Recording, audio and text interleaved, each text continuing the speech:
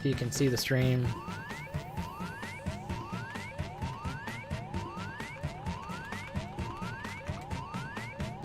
If you can see the stream, let me know in chat. I don't know what happened there. I'm using the Wi-Fi from the business next door, and sometimes it's a little shaky. That business did close with the epidemic going on, but they left their Wi-Fi on, so... Alright, it sounds like we're back now. So, if anyone else wants to join the game, now's your chance. We're going to play Push the Button. Our room code is WIBP. WIBP. But yeah, what I was saying is Mike has essentially just disappeared off the grid. Doesn't really matter because he was doing nothing anyway.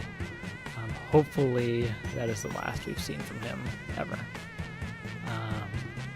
You'll notice what we got to Twitch affiliateship after Mike is no longer involved with the show.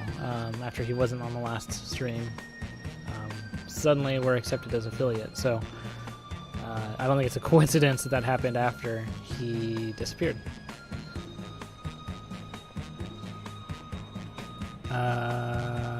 Tie-dye guy says, I can't join yet, I'm on mobile. Okay. Yeah. Alright. Alright, we're gonna go ahead and get started then. That's what we've got.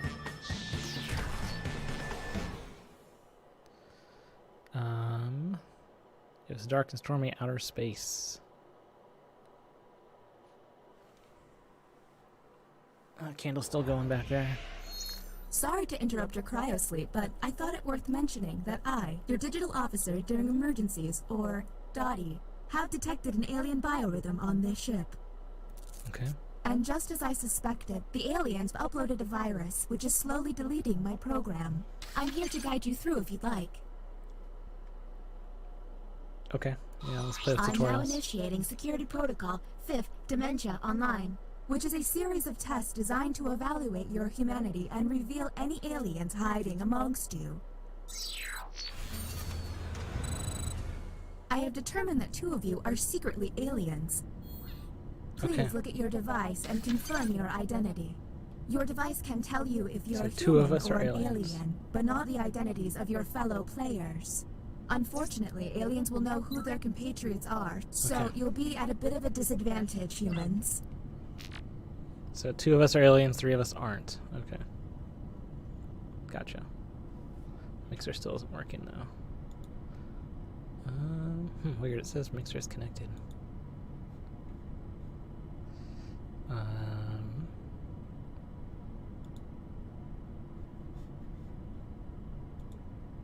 think we're just waiting on Tomcat here to confirm. Tomcat. Whoever Tomcat is.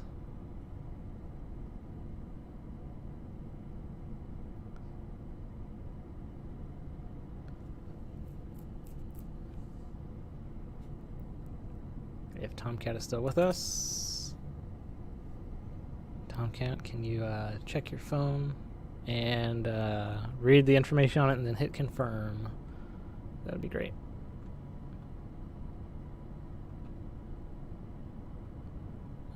No, I'm not an alien. Did you relaunch on Restream? Yes, I did. It does that automatically.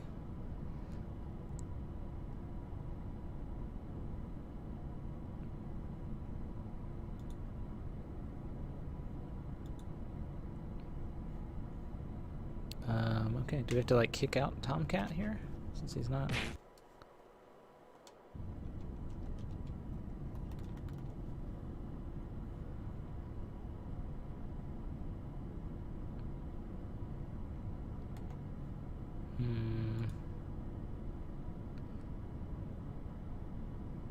Let me see if we're still going on Facebook too here. Yeah, we are.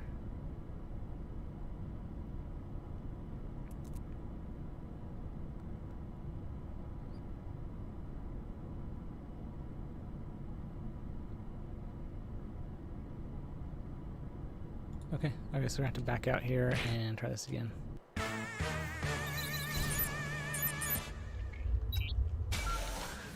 Since we can't boot out someone mid-game. Huh? But yeah, Tomcat probably was an alien.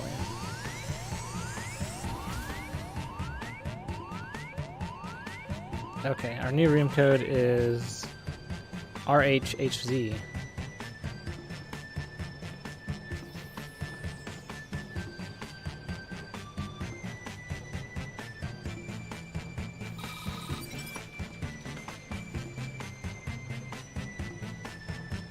RHHZ.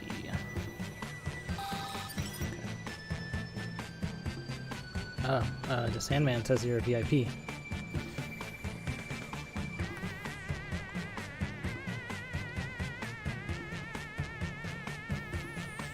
Okay, mixer working again, it says. Okay.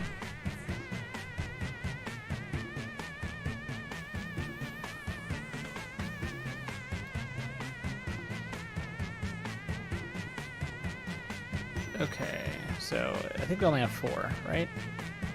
If anyone else wants to join, go to jackbox.tv on your device. It can be a phone, a tablet, laptop. And then enter in your phone, and then, or on your phone, enter in the room code displayed here, which is kind of hard to see because chat's right in the way. But it's RHHZ. RHHZ. Final call for contestants.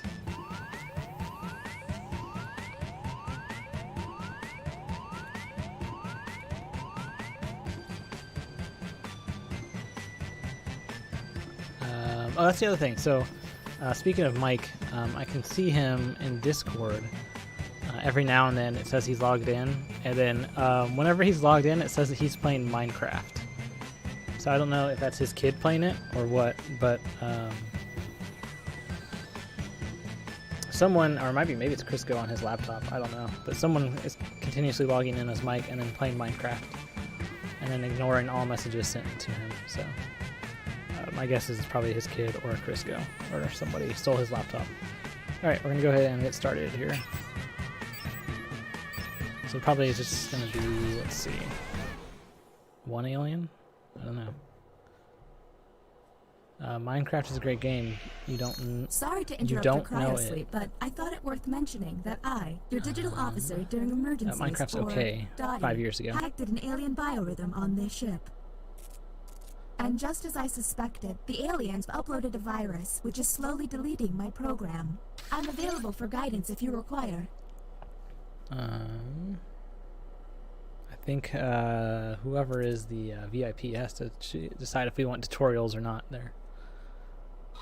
I'm initiating Security Protocol Zephyr 9, which is a series of tests designed to evaluate your maybe humanity and reveal Mike any is really aliens Brian like Fight hiding Club. amongst No, you. not even possible.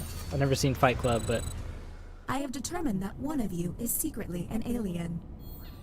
Please look at your device and confirm your identity. Your device can tell you if you're human or an alien, okay. but not the identities of your fellow players. There's 1 alien on board. 3 humans. By my calculations, you will have 12 minutes before I cease to be. So I'd appreciate it if you could figure out who the alien is, and then push the button. You will be our first captain. I have repurposed the ship's quarters into unique testing areas. Wasn't cheap, I tell you that. Choose an available room DQT and your is desired captain. participants. And you get to pick on where the rest of us should be.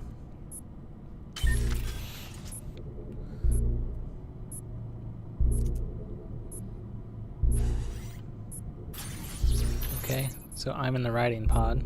Anybody lose a sock? I found a random sock.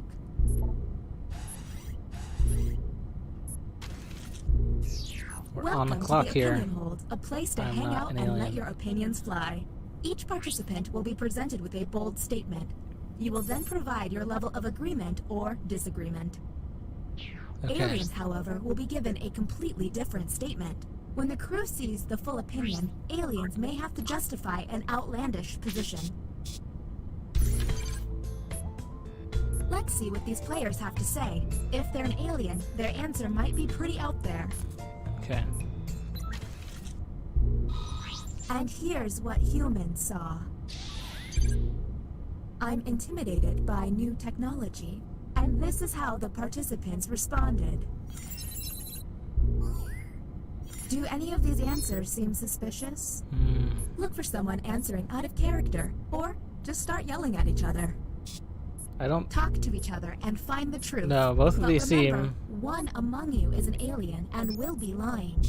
These seem... Oh, one of these two is an alien. Well, they're both the same. We'd have to guess then.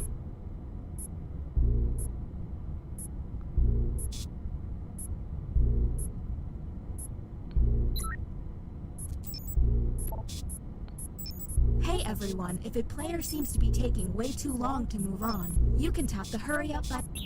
You can tap the hurry up button to speed up the timer. That's fine. Okay, next captain, This is you're one of in those that we charge. played in person. Yeah, it seems like it. Okay, let's get a move on. Pick another room and test group. There's less than 11 minutes. Okay,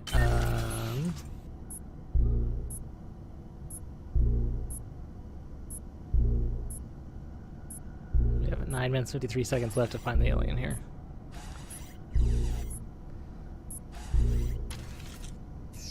Welcome to the drawing quarters. You'll be given a prompt to draw. Draw it the best you can because the alien virus will give our intruders a similar yet different prompt. When the drawings are revealed, cast suspicion on any you Okay, so we find have to to draw. be a bit off. As time goes on, I'll do my best to send the aliens harder prompts. You're welcome.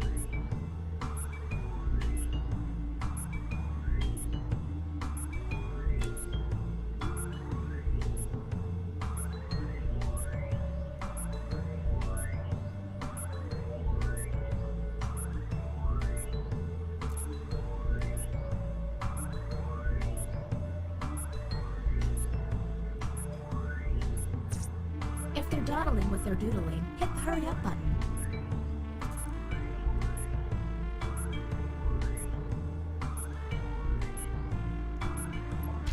Okay.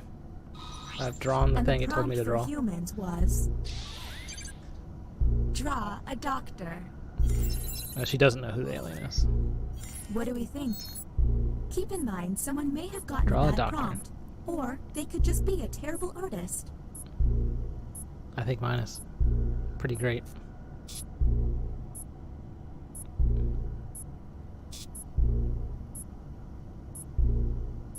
That looks like a table and a person walking to it. Yours looks religious. No, it's the Red Cross. Hey everyone, if a player Not seems close to to be taking medicine way at too all. long to Mine's move a doctor on, next you to a can hit the bed. hurry up button to speed up the timer. We're on the clock here, people, so let's keep it going. Ryan drew Priest. No, I didn't. He has a stethoscope right there. Look, in the thing, one of those things that they wear on their heads. It's not a priest. Uh-oh. It seems I've underestimated the alien virus's capabilities. Aliens now have the ability to hack the prompts.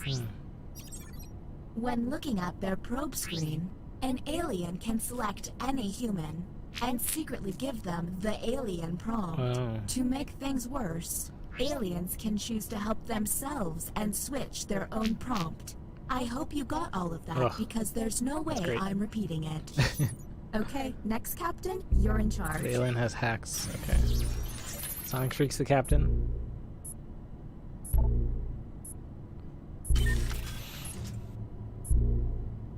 It's taking us to the riding pod, it looks like.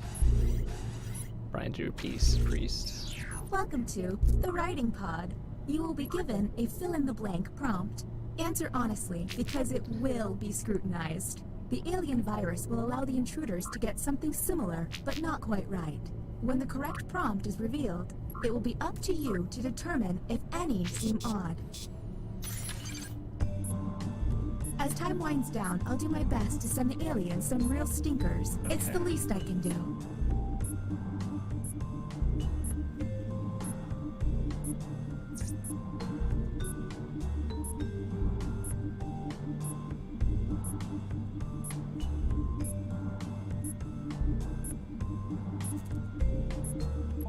Okay.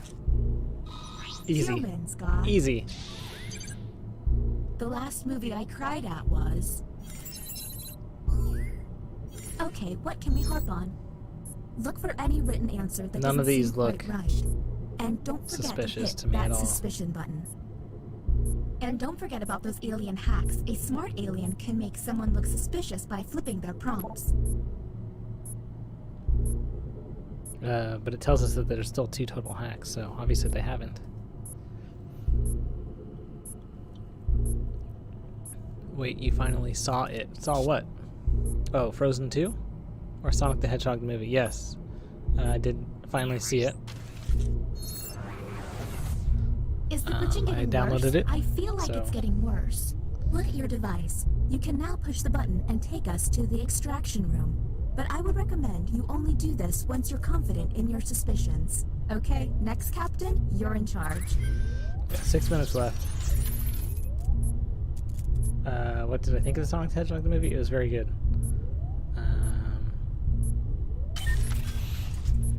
We haven't been to this room, so we're going here. Test these 2. Welcome to the Sandman and Sonic deliberation Freak. deck. Humans will be given a difficult decision I think and it's must choose which definitely- answer seems appropriate to them. Aliens will see no dilemma and must choose their answers blindly. When the crew sees the full statement, aliens may have to justify their random selection or face suspicion. Let's see what these players I think it was choose. probably If Oscar they're the an movie, alien, I think. I bet it's peculiar. Especially since there's no other movies coming out this year now. I think it's an easy win for the Sonic the Hedgehog movie to get Best Picture, Best Soundtrack, certainly Best Acting. Here is the human prompt. Your worst enemy is $1 away from raising enough for a life-saving surgery. You donate. Do any of these seem stinky? Yeah, I Now think you have to decide who's an alien, or just makes terrible life decisions. I don't know if the Sandman is an alien or just a huge jerk.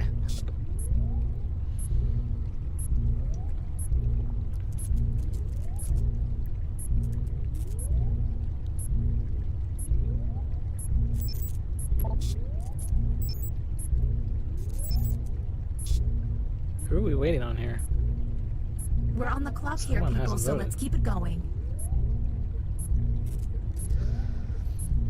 Although it's a little suspicious, Sonic Freak donated $100. Was one of the prompts $1?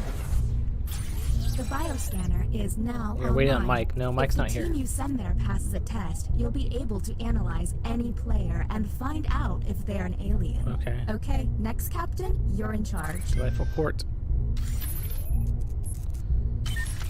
Yeah, should go to the bioscanner. Got 4 minutes. Better hurry this up. This is the bioscanner. Unfortunately, the virus has got this place pretty screwed up. Participants will see a set of alien glyphs on their device. The captain will only see 3 glyphs and must describe them out loud.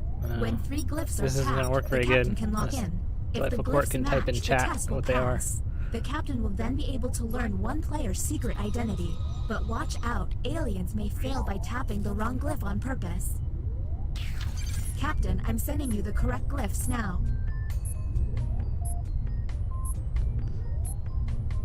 So look at your phone, and house, face, person glyph says Delightful Court. House, face, and person. Are those 3 different ones, or just one?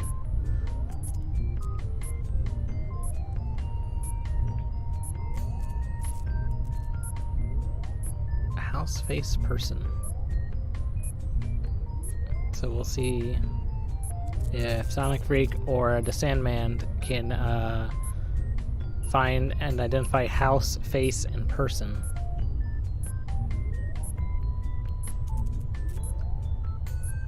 You're a house face person, says tie-dyed guy.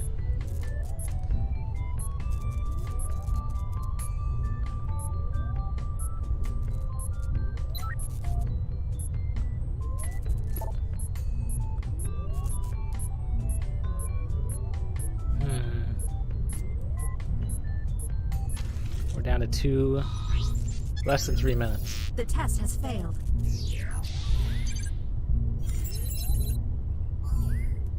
Okay, that was suspicious. Maybe test humans next time. Yeah, that's not helpful at all.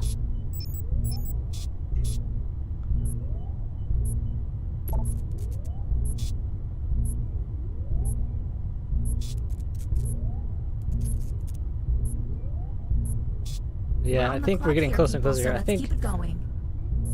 the Sandman. Oh, someone pushed the button. Welcome to the extraction room. Check it out. I've stopped the timer. It's costing me a lot of CPU, but I don't want you to feel rushed. Since you were the one to push the button, isolate the crew member you believe is an alien and DQT, press push the button. Since this is our first time here, you have 2 minutes to decide. Now the Push the button on the Sandman. vote. If you all vote yes, and this player is an alien, then the humans and moi are safe. But if they are human, then it's curtains for us all. Okay, time to vote. The vote has to be unanimous. If anyone votes no, we'll have to go back to the main cabin. Yeah, can the alien push the button? That's a good question. Oh, gosh, okay. The vote passed.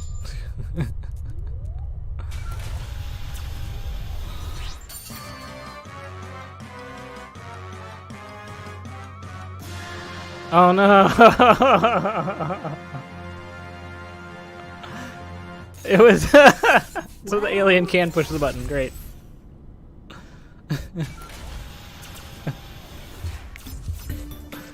Oh, ridiculous.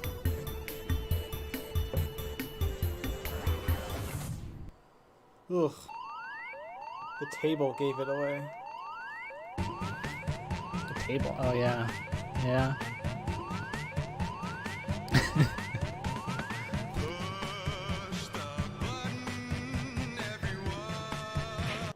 Okay. Go back here. She didn't draw anything medicine. Yeah, in retrospective, it's obvious now. But I don't know, like when the Sandman said $0 to donate to the friend that needed surgery and only needed $1 more, to me that was very suspicious.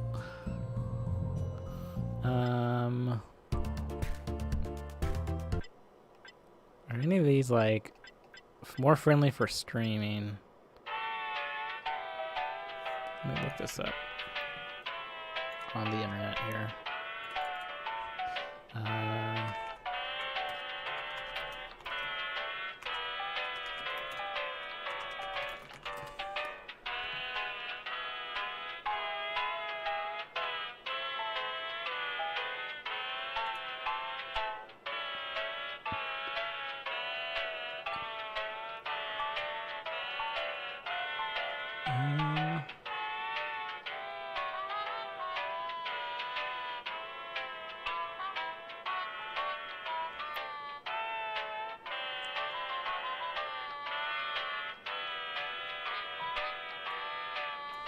Not finding any answers here. Jackbox 6.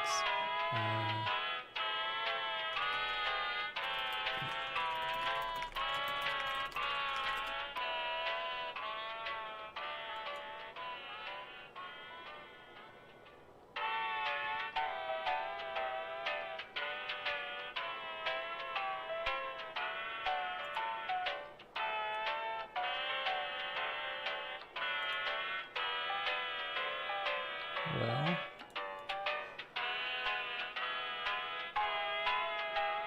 yeah, I'm not finding any answers about which games are better for stream and not, because the internet's failing us. What about that letter? Oh yeah, there's a letter from Tie-Dyed Guy. I don't know if he wants to do that now or later. Apparently Tie-Dyed Guy has written a letter. I don't know if it's like a... I don't know what it is. If Mike is around, it would be better. I mean, I think you're barking up. We can message him in Discord, but I don't think he's going to ever show himself again. Let's see.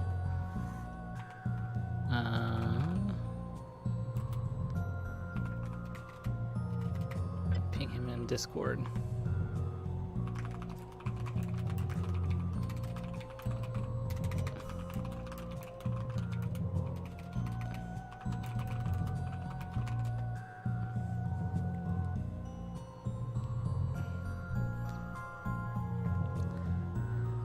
All right, how about...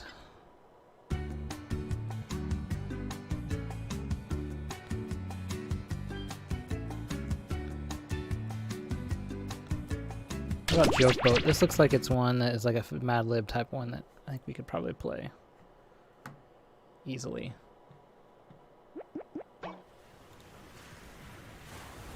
Why don't you call him like he calls you? Because he just hangs up, or it just goes to voicemail when I try to call him, or he'll pick up and then he'll hang up on me. Audience can join. Extended timers, yes.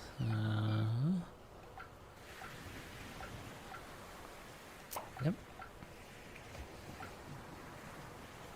Subtitles on, yes, okay. Hey Brian, what kind of, Last Fallen Hero says, what kind of conditioner do you use? Well, lately I haven't been using really any. I've been using, that's a good question. Since I don't have running water, typically what I have to do is get a bunch of bottles of water and use that to like wash my hair out, well, outside or over by the drain down here. And then I've just been using regular hand soap. I do need to like go pick up some actual like shampoo and conditioner, but you can't leave your house now, so I don't know how you're supposed to do that. And delivery places will not deliver here. All I've really got is this gas station and this Target nearby.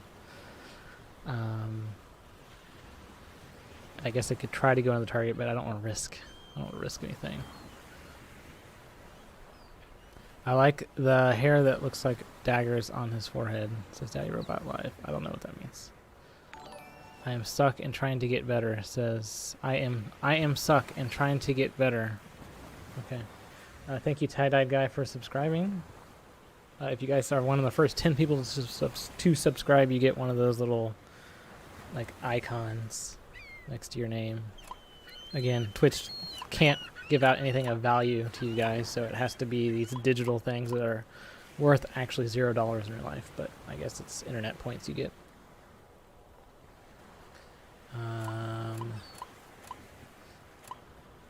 Alright, we're gonna play some Joke Boat and see if Mike replies. Probably not. I think that guy is long gone. He probably doesn't even have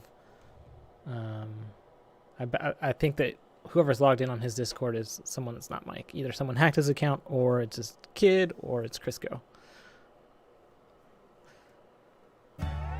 Welcome aboard! You must be the talent. Please sign in. Code is LIKY. Let me duck out of the way so you can see it.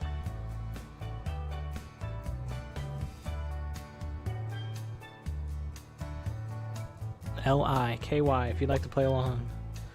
Go to jackbox.tv, jackbox.tv.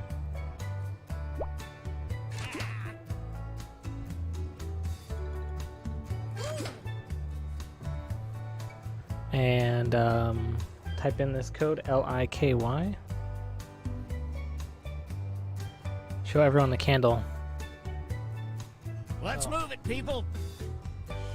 Candle's very dim right now, but we have the Mass Effect Memorial candle here. Today is March 21st, the anniversary of the release of Quick, before the ship leaves the dock. Mass Effect Andromeda, the last Mass Effect game. And we have this candle here. Fortunately, it's green, so the green screen is messing it up, but you guys can use hashtag bring back the Mass Effect. Let EA know we want a new Mass Effect. It's been too long since please, last whenever you're ready. the last Mass Effect came out, and some of it, 2 of these just went out, so I need to try and relight it here.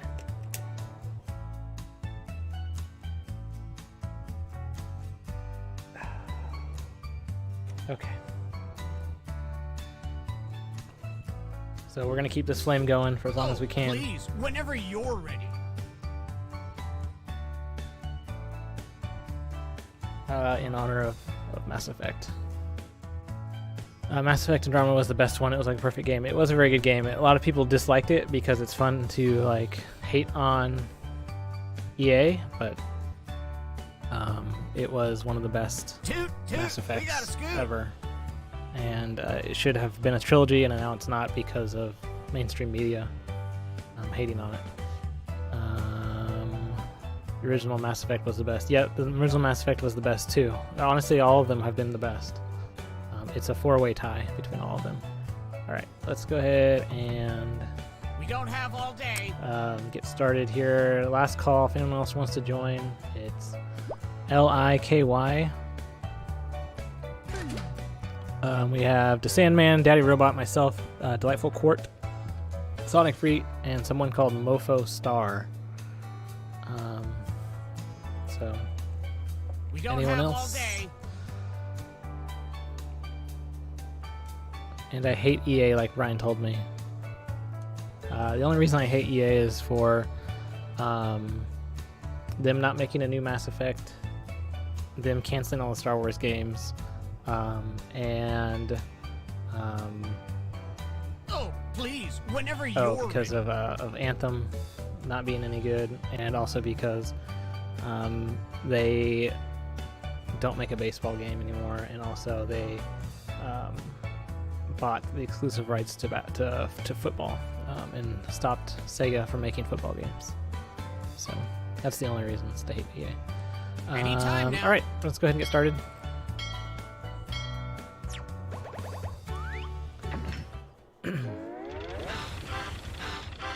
Oh, and they don't make any more SimCity games. That would be one last reason. But I would stop hating them if they make a new Mass Effect. Gather round, comedians. Here's tonight's itinerary. We're gonna write some jokes and then test them out on stage. But first things first, it's brainstorming time. Before we jump into the jokes, let's do a little writing exercise to get inspired. On your device, you'll be prompted to write various topics like animals, people, or objects. Fill in whatever you think has a lot of comedic potential. If another player uses one of your topics in a winning joke, you'll get some bonus points. Generate as many as you can. You have 45 Write seconds. as many joke Starting topics as you now. can. I think that's what Crisco says.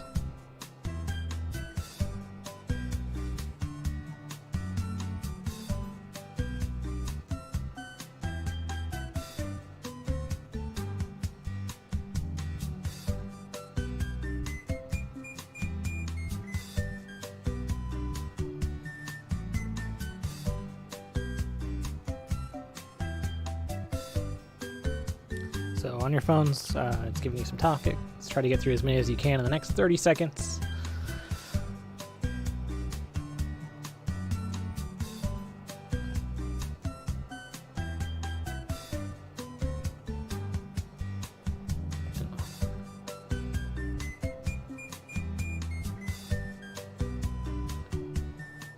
You've got time for one or two more.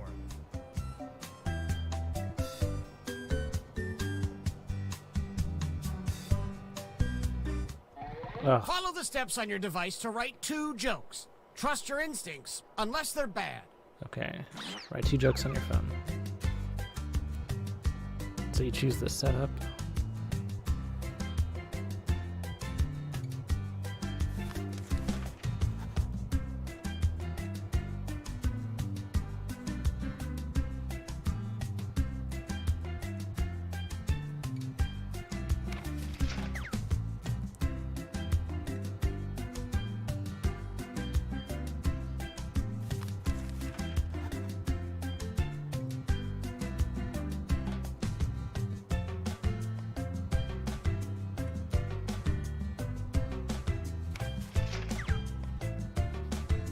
Okay, I have my 2 jokes done.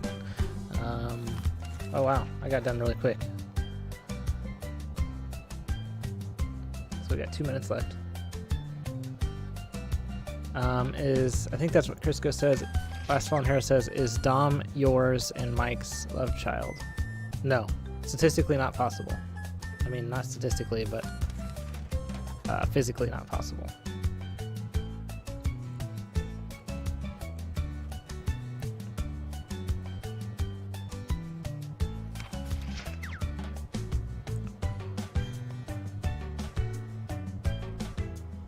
We've hit the halfway point. Got a minute 20 left. I don't know why they gave you so long to write jokes.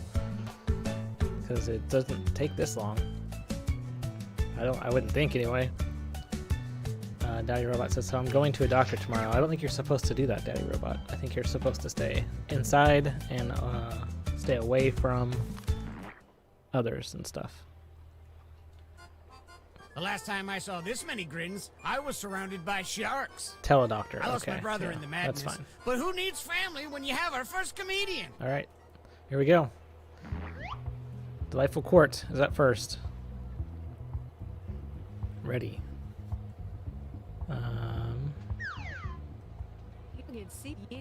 My hometown's nickname is the Brunch Buffet because all the old people live there.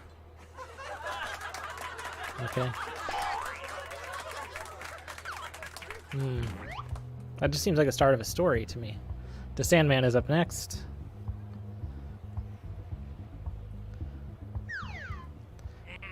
How many anarchists does it take to change a light bulb? 1 to screw it in, and 2 to have a seance and bathe in blood. I don't know that the Sandman understands what an anarchist is. I think he thought it was an Antichrist. I think maybe he thought it was Antichrist. Anarchists are like the people who dig up, like like dinosaur bones and artifacts and that sort of thing.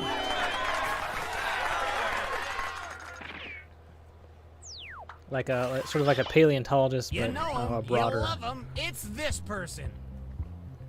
Sonic Freak's up next. Yeah, Jurassic Park is a documentary. Well, it's not a documentary, but it's about them. Yeah. The doctor said I have a bad case of the bees because I am disappearing. I don't understand why you're disappearing because of the bees. I mean, the bees throwback is good, but Daddy Robot says, have you heard about the ring challenge? That's where you call a family member who died and cry when they don't pick up. Oh no. That's bad. Which joke was funnier? Vote now. So vote now. Who had the funnier joke? Is it the bees or the ring challenge?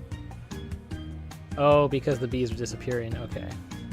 Yeah, there's not hardly any bees left. But they still make like honeygrams and honeycombs and that kind of stuff, the cereal. So I think that bee stuff is not real.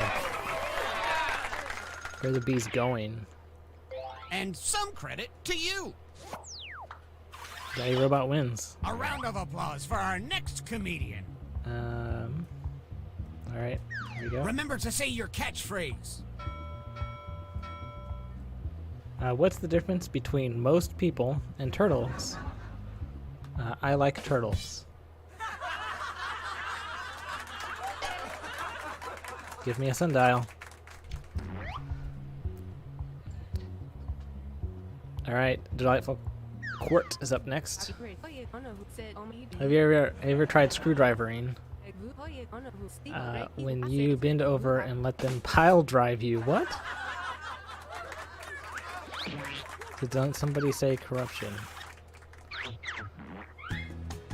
I can't vote. It won't let me vote on my own joke here. I think mine makes sense. It references a meme. Delightful Quartz is just like, I don't even understand what's happening.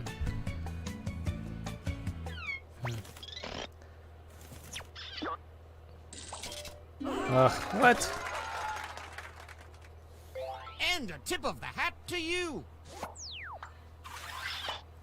Our next comic needs no introduction. Mofo Star is next.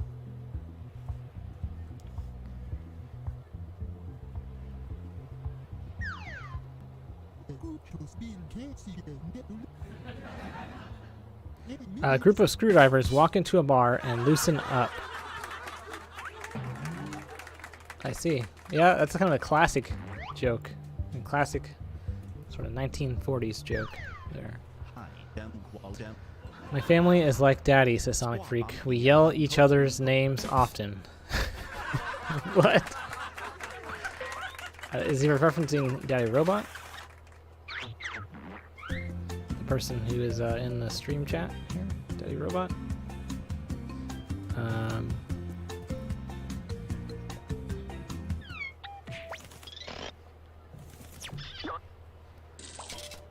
Ugh.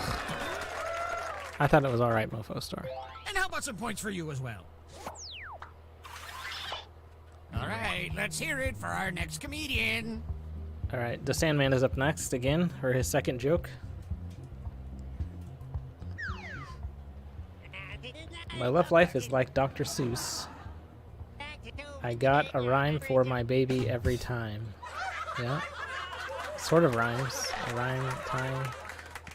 His catchphrase is, "That's a spicy divorce," which is, I think, funnier than the joke. Oh, I'm next. Okay.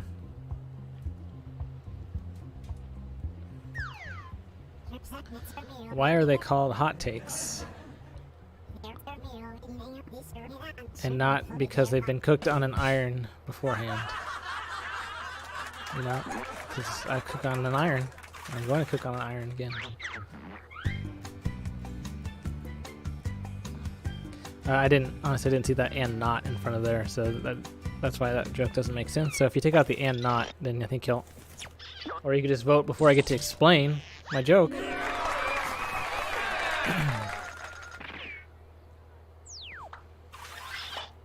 Here's another comedian, whether you like it or not. Daddy Robot.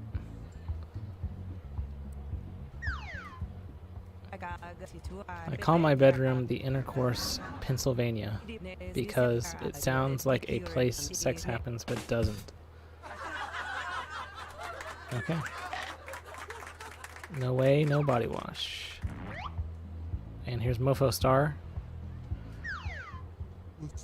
I'm so dumb I thought tater tots were the follow-up doll to Cabbage Patch Kids. Oh, like the sequel to Cabbage Patch Kids. Okay. It's pretty good.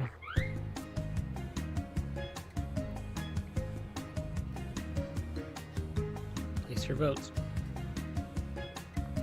Yes, both amazing jokes. 10 out of 10 stars.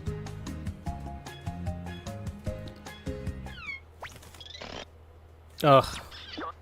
Mofo Star. I voted for Mofo Star. I feel like someone didn't vote. There's only 2-1. Great there. setup.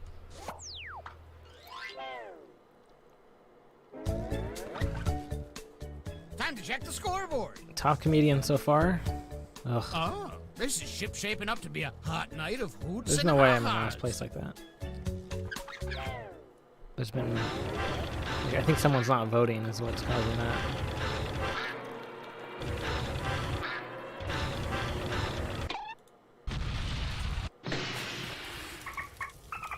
Is this the next round? Well, we're sinking again. There's no time to write jokes from scratch. So, here's the plan. Let's rewrite another comics joke. You'll use the same setup, but we'll attempt to write a funnier punchline. Okay. The better the original joke did, the more points you'll earn for beating it. Can you steal the spotlight before the boat sinks? Let's find out. Rewrite another comics joke.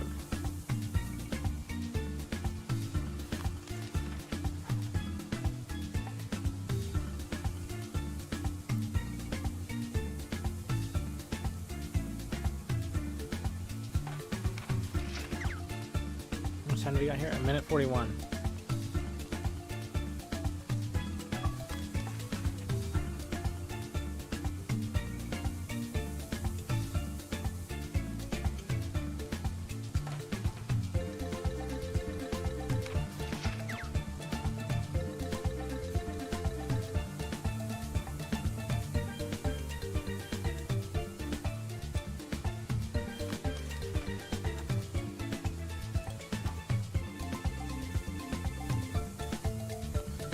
Just to do some quick research here on my joke.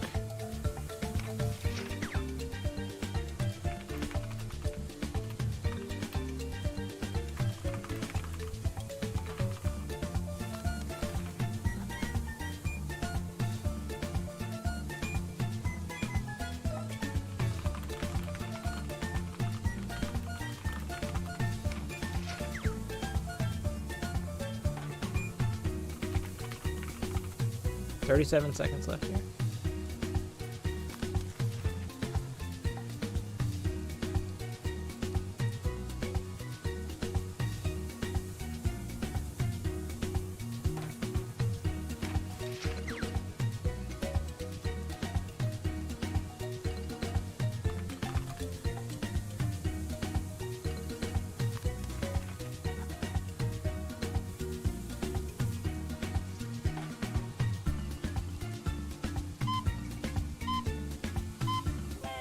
Oh, okay, that was close.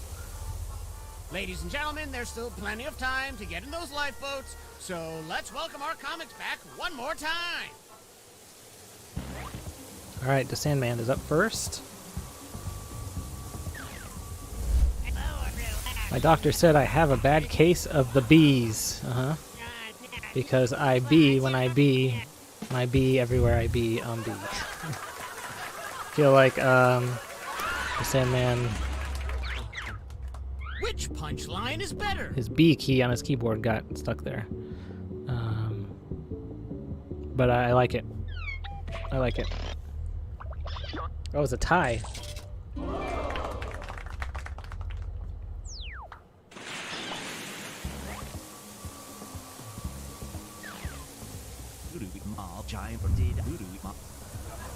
Have you ever tried screwdrivering?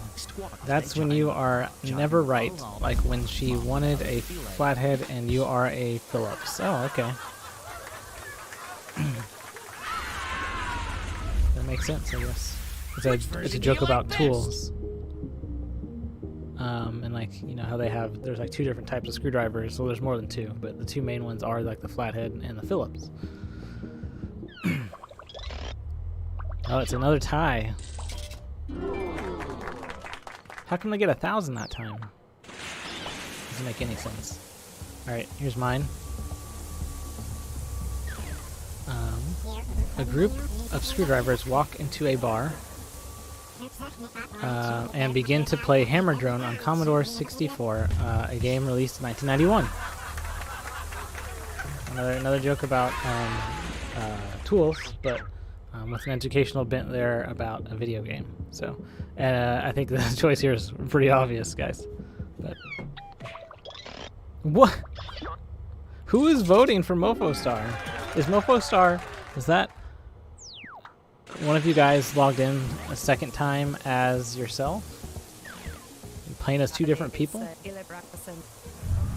Daddy Robot, my love life is like Dr. Seuss, in a car near or far or with a mouse. I don't understand that one. I think the Sandman still is the, at least it rhymes a little better. Because mouse doesn't rhyme with anything there. What?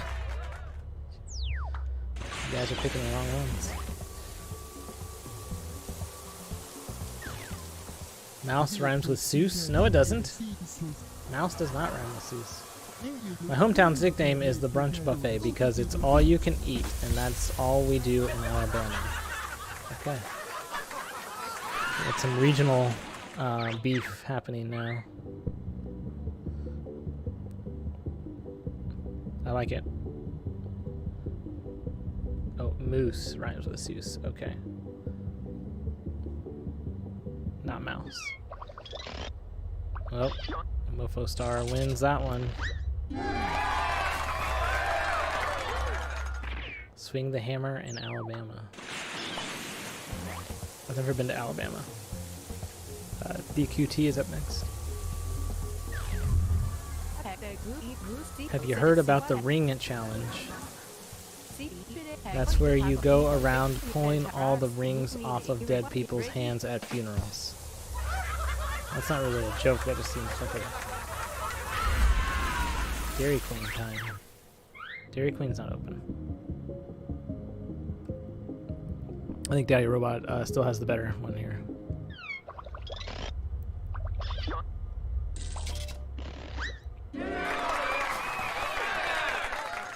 Yep. I'm getting all these achievements, I don't know why. It's time to sink or swim, Okay. meaning the winner gets a life vest, and the rest of you, Well, let's see those scores.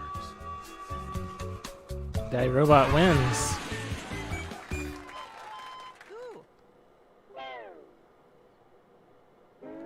Oh, is that what? Okay, Dairy Queen time is what. That's what DQT stands for. Okay.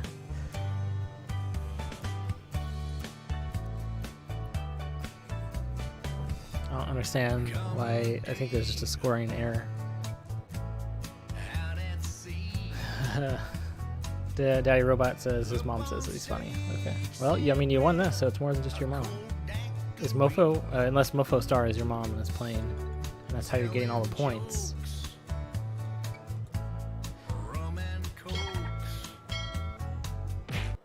All right. I think next, let us do. Let's see if Mike has replied to any of our messages. No, he is not. Let me check my other sources here and see if he has messaged me back on text message.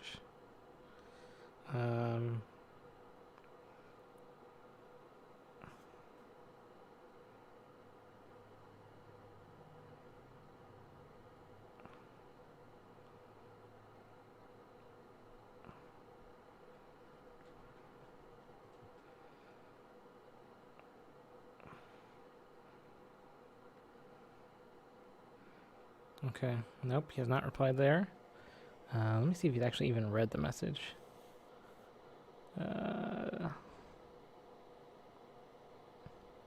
No, he has not even. Oh, he hasn't read any of the messages since Thursday, so I don't think that Mike's gonna be here. Probably,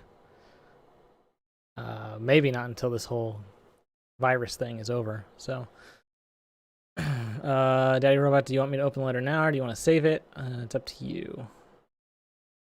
I don't know if there's a cash donation. Would you like to solo read my letter? Then it sounds like I'm going to have to do that because, Mike's just a jerk, and he replies and talks only when he feels like he needs to. He's real hot and cold. Once he realizes I'm streaming, he goes and fires off 100 emails my way and calls me a million times on Discord. And then the next day, he's completely silent, and I can do anything I want on stream, give away all his secrets, and he doesn't have any idea it's happening. What about the Eternal Flame? The Eternal Flame has gone out. Let me relight it here, because even if the flame goes out, as fans of Mass Effect, we will keep relighting it until. There we go. It's back going again. Again, the green screen stuff doesn't agree well with this. It's a green candle, but the memorial candle is once again lit. All right. How are we getting this letter here, Daddy Robot? How am I going to get your letter? Are you emailing it to me? What's happening?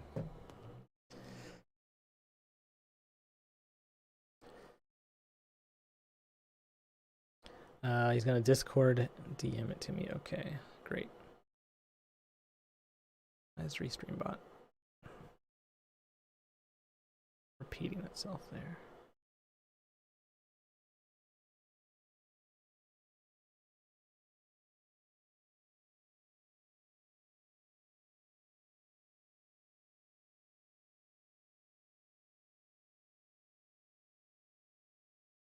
Okay, that made that chat go crazy right there. Wow.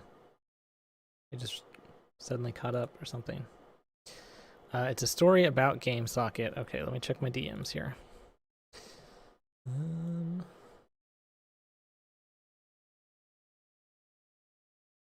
Oh gosh, okay. So this is a letter from Daddy Robot. Let me, ugh. I don't know why it opened it in Edge for some reason. Discord. What are you doing? Let me open it in Chrome so I can share it. All right.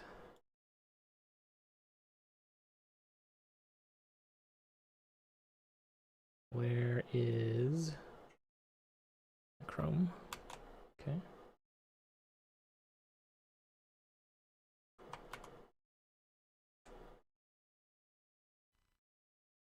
Okay. Let's just gonna put it here. And let's have a read here. Oh, read it, then share it. Okay, sorry. All right. I'm going to read this letter from our Patreon, and I would say our number 2 GameSocket fan.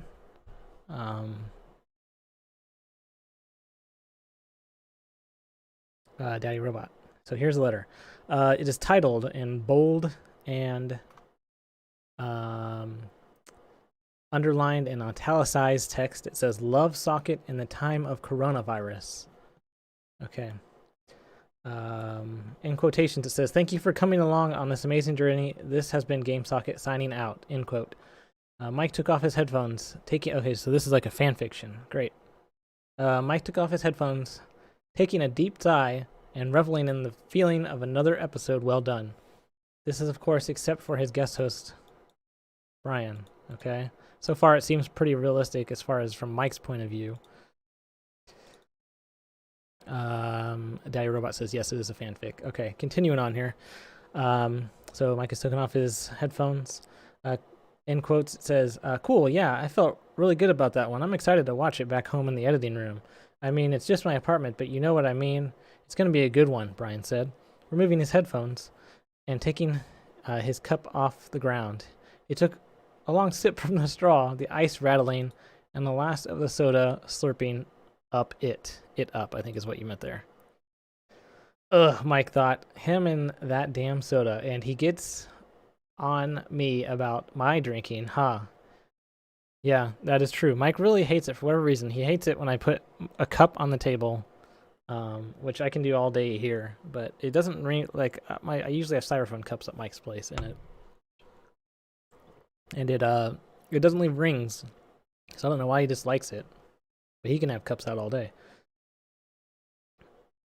Great job, Dom. Really bringing your A game every time. That's Mike talking. Yeah, Brian chimed in. Really love what you're doing. Great segment after. Great segment.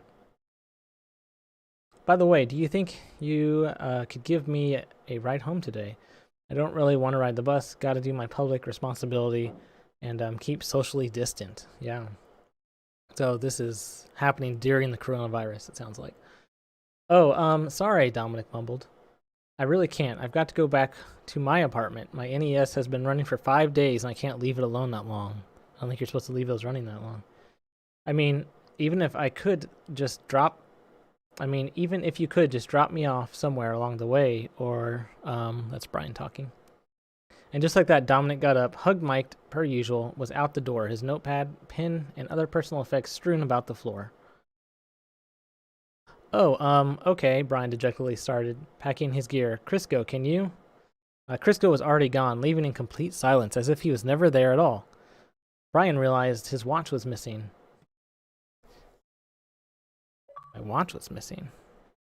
I guess I can walk. It's good exercise. Gotta, keep healthy. Good lord, so sad, Mike thought. I don't know if I like this story so far. What about Marlson? Can't they give you a ride? Brian's face dropped. Oh, Marls can't. They're traveling and they've been quarantined outside of the States. And told me I couldn't use the car, but I don't mind walking. Or maybe I'll just take the bus. I'm sure it's safe.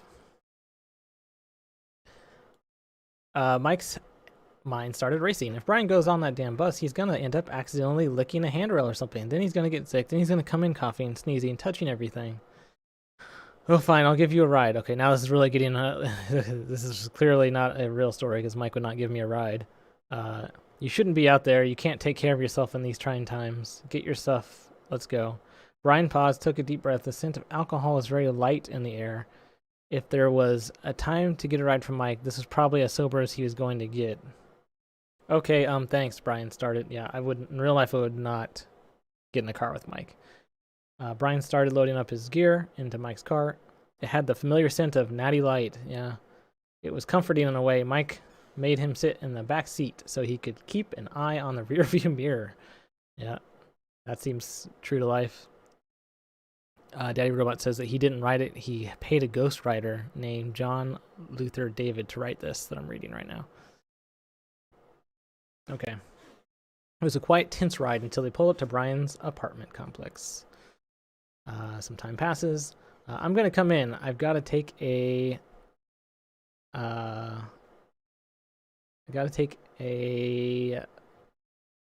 piss, Mike said, not asking.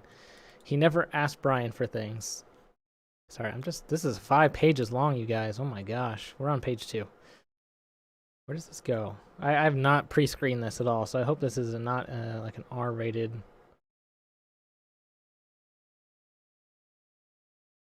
Okay. I don't see anything just scrolling through it here that looks too awful. He never asked Brian for things. Okay. It's a bit messy, but come in, said Brian. A bit messy was an understatement. The whole place was covered in connects. Half-built creations littered the floor, the counters, the few spare chairs. The only spot clean from connects was the hot plate Brian used to keep his apartment warm. However, clean was a loose term for it. Anyone could tell that a few connects had gotten just a pinch too close to the hot plate as melted plastic adorned the sides of it. Okay, I gotta pause there for a second because the apartment, I clean it a couple times a day. Well, I'm not right now because I'm not there, but certainly I keep my connects organized. So again, this is a fan fiction, so maybe this is an alternate reality Brian that is not as careful with his things as I am. Good Lord, you live like this, says Mike. Well, home is where the heart is, Brian muttered. Mike took in the mess before him. Brian's going to live through a plague like this? So, Brian, do you have, like, food here? Might be hard to go shopping for a while. I know you're not good with crowds of people, says Mike. I'm fine with people. I don't know. Don't lie to me, Brian, Mike sighed. Listen, the wife and kids went to stay with her parents, and they say it's safer to be out of the city. Oh, I don't want to impose, says Brian. It's fine. You can stay in the garage. It's that folding table you wanted. You can eat whatever you find in the fridge. I mean, I don't want to, Brian stammers on. Stop interrupting me. Come stay at my house. We can record the podcast videos. It's decided. Mike does call our videos podcast videos, even though it's not a podcast. Mike didn't ask. He stated. The rest of the day was tense but uneventful. After loading up the necessities and limiting the number of connects that Brian brought along, they made their way to Mike's house. They, mostly Brian, worked to set up a small room in the garage. It had a cot, a table, and an impressive amount of connects for a small bag that Brian was allowed to bring. There was a fridge and a sink in the garage, filled almost entirely with beer cans, full and empty ones respectively. I'm going to go do some work in the house. Don't bother me, okay? I've got important business. Mike said as he grabbed another Natty Light pounder from the fridge before retreating inside the house before Brian can answer. Brian shrugged and returned to setting up the garage for the days ahead. Why did I even let him stay here? Mike thought to himself. He's just going to mess up my garage. I don't know. Maybe I should take him home, but it's going to be a long time before I see anyone else with these self-quarantines. It'll be nice to have someone else around. Brian's not that bad. Where's Crisco at in all of this? Mike took a long drink of his beer, sat down in front of the TV, and he picked up a remote, turned on the VCR, and started watching his old recordings of Double Dare. Brian laid back in his cot, staring at the ceiling, his 2DS glowing beside him.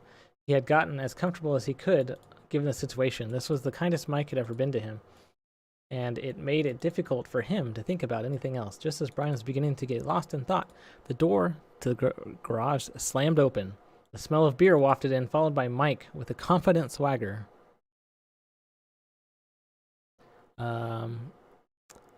Mike apologized. Hey, ran out of beer inside, sorry. Mike never genuinely apologizes. Brian felt his face go flush. He wasn't sure why. No worries, it's your garage after all. You're right, it is my garage, Mike said as he grabbed a whole 6-pack of pounders. Then he paused. And you are my guest, and as my guest, you have to come inside and watch Double Dare with me. Mike didn't ask, he demanded. The mood started tense, but as the sights and sounds of Double Dare overtook the quiet living room, a levity filled the air. Mike didn't even mention that that Brian, I thought I was thinking about Mark Summers for a second. Mike didn't even mention that Brian had his cup on the table. He didn't even ask Brian to use a coaster. It was like Brian was meeting an entirely new Mike. They just can't beat the original Double Dare. The reboot is trash. Trash, Mike shouted, sounding genuinely happy. It was the first time that Mike noticed... it was the first time that Brian noticed Mike smile. Well, smile is something other than a full beer in front of him. It was a smile full of joy, light. It wasn't a smile you could get lost in. There was a warmth in his eyes, and surprisingly, it didn't seem like all of it was alcohol-induced. Mike hadn't opened a new beer in the last hour. He was nursing a Natty Light Pounder and was actually enjoying being present for the moment. Brian's a great guy. I'm so glad we're finally hanging out. This is great. Maybe I should give him less crap. That's Mike thinking in his head. Mike paused, just looking at Brian, taking him in. He was shocked at how happy this cute, weird nerd could make him. Okay, this is getting strange now. Brian caught Mike looking at him from the corner of his eye and couldn't hide the red in his face. Brian wasn't sure his feeling was coming over him. It was warm but full of nerves. Did he catch a contact drunk? Mike set down his beer and on bringing his hand back to the couch, placed it on Brian's leg. Brian's realized that it was contact drunk, that he was a contact drunk. Can that happen? Can you get drunk by contact? He looked at Mike. Mike, are you okay? They locked eyes. The space between them was closing without either of them even noticing. Brian, I'm great. This is really strange, Daddy Robot. We're on the last page here. They were mere inches from each other when Mike's phone started ringing on the table. The moment was lost. Shit, I've got to take this. The boss, says Mike. Oh, yeah, that's okay. I'm gonna go to bed, I think, says Brian. There's a brief pause. Good night, Brian. I'll see you in the morning, says Mike. Some time passes. Brian stared at the ceiling in his bed, playing back the moment. Every time he played it back, his heart fluttered, his face blushed. He couldn't believe that he was feeling. He had always said he didn't have a girlfriend because he was selective, because he was waiting for the right one. Maybe he had been lying to himself. Pulling out his phone for a moment of normalcy away from his mind, he saw a new headline: statewide closures, 2-week imposed quarantine, citizens asked to remain inside. That literally just happened in real life. This was going to be a long 2 weeks, but maybe the best 2 weeks of his whole life. That's the end of the story. I'm closing this document, and I am deleting the link. Thank you for trying, Daddy Robot, I suppose. We're going to take a break here, and we're going to cook some stuff when I come back. When we say that we want fan fictions from you guys, it's not... that's not what we meant. So we'll be back here in just a moment.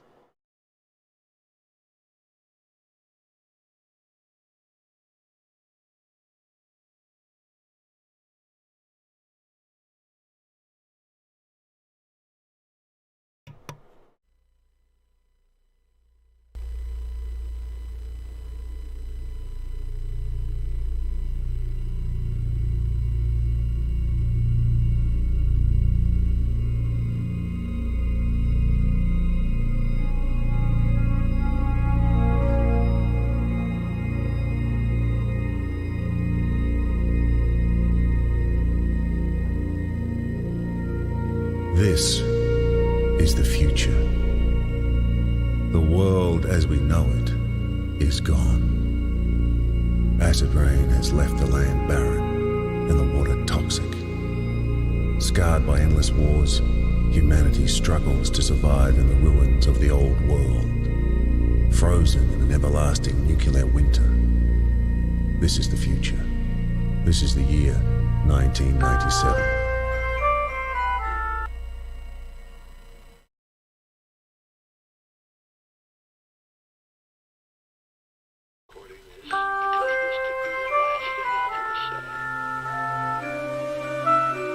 Feliz Navidad, Socketeers! Welcome to the first ever Game Socket Holiday Gamers Gift Guide, sponsored by the Green Saddle Thrift Value Mall. We all have gamers in our lives, but we're not all gamers ourselves, and we're not always sure what to buy those gamers in our lives when the holidays roll around. That's where GameSocket has you covered. We have built and curated this list of the top 5 gifts for gamers this holiday season. Maybe it's for your brother, your neighbor, or maybe it's for your guest host on your podcast. Whatever they may be, we have built this list, and we think the gifts on this list are really going to knock their game socks off. As I mentioned, we're sponsored. We are sponsored by the Green Saddle Thrift Value Mall. It's a sort of prestigious thrift store in the area.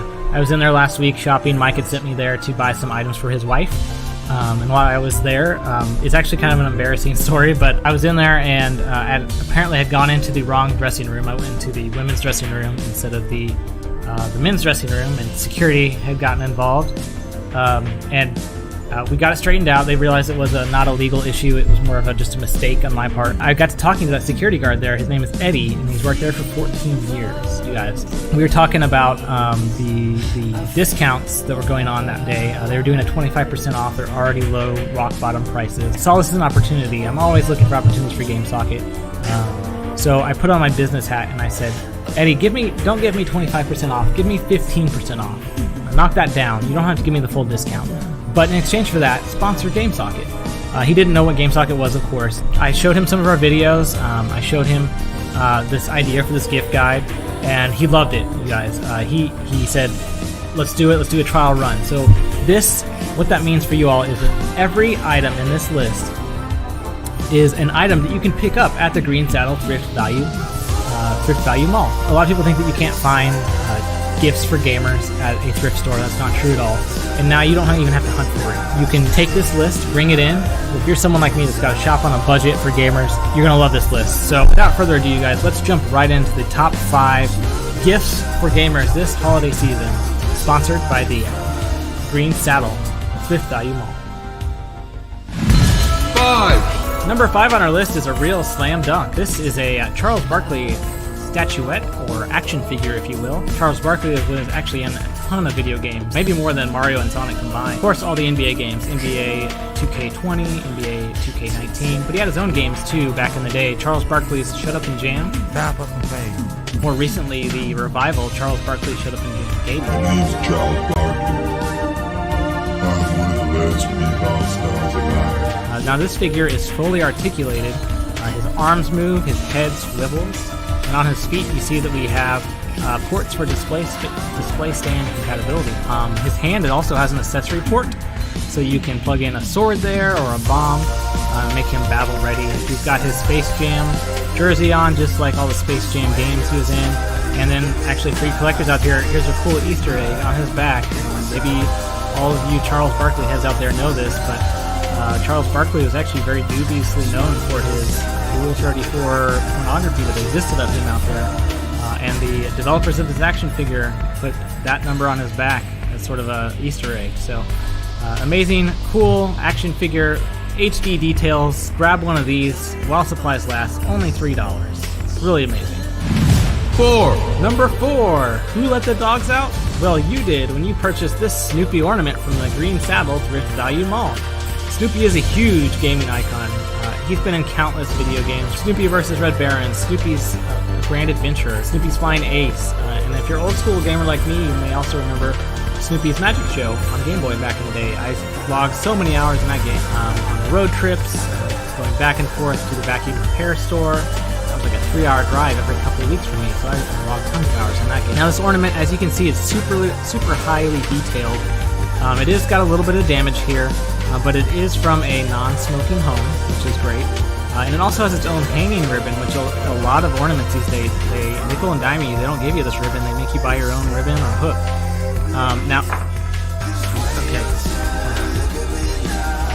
So it just broke again. I'm sorry. So this originally the list price on this was $2, but we may go down to $1 with this extra damage. I am sorry about that, you guys, but it is still a great ornament. For any gamer in your life, you may want to give it to them early. That way they can hang this on their tree. The Snoopy ornament, number 4. 3. Number 3, if you've got someone on your list that's got to catch them all, this is the gift on our list for them. This is the Pokemon The First Movie soundtrack CD. The CD is in HD because it is in CD format, and it has just an incredible gathering of artists came together for the CD. Britney Spears, Christina Aguilera, NSYNC, Baby Spice is here, Aaron Carter. Let's hear a few of these tracks now. Attention all Pokemon fans. If you want everything Pokemon, then you've got to get the Pokemon movie soundtrack, featuring the smash hit Don't Say You Love Me from End to End, and all your other favorite artists like NSYNC, Christina Aguilera, and Britney Spears. Also featuring It Was You from Ashley Ballard. The Pokemon soundtrack. You gotta get it. In stores now.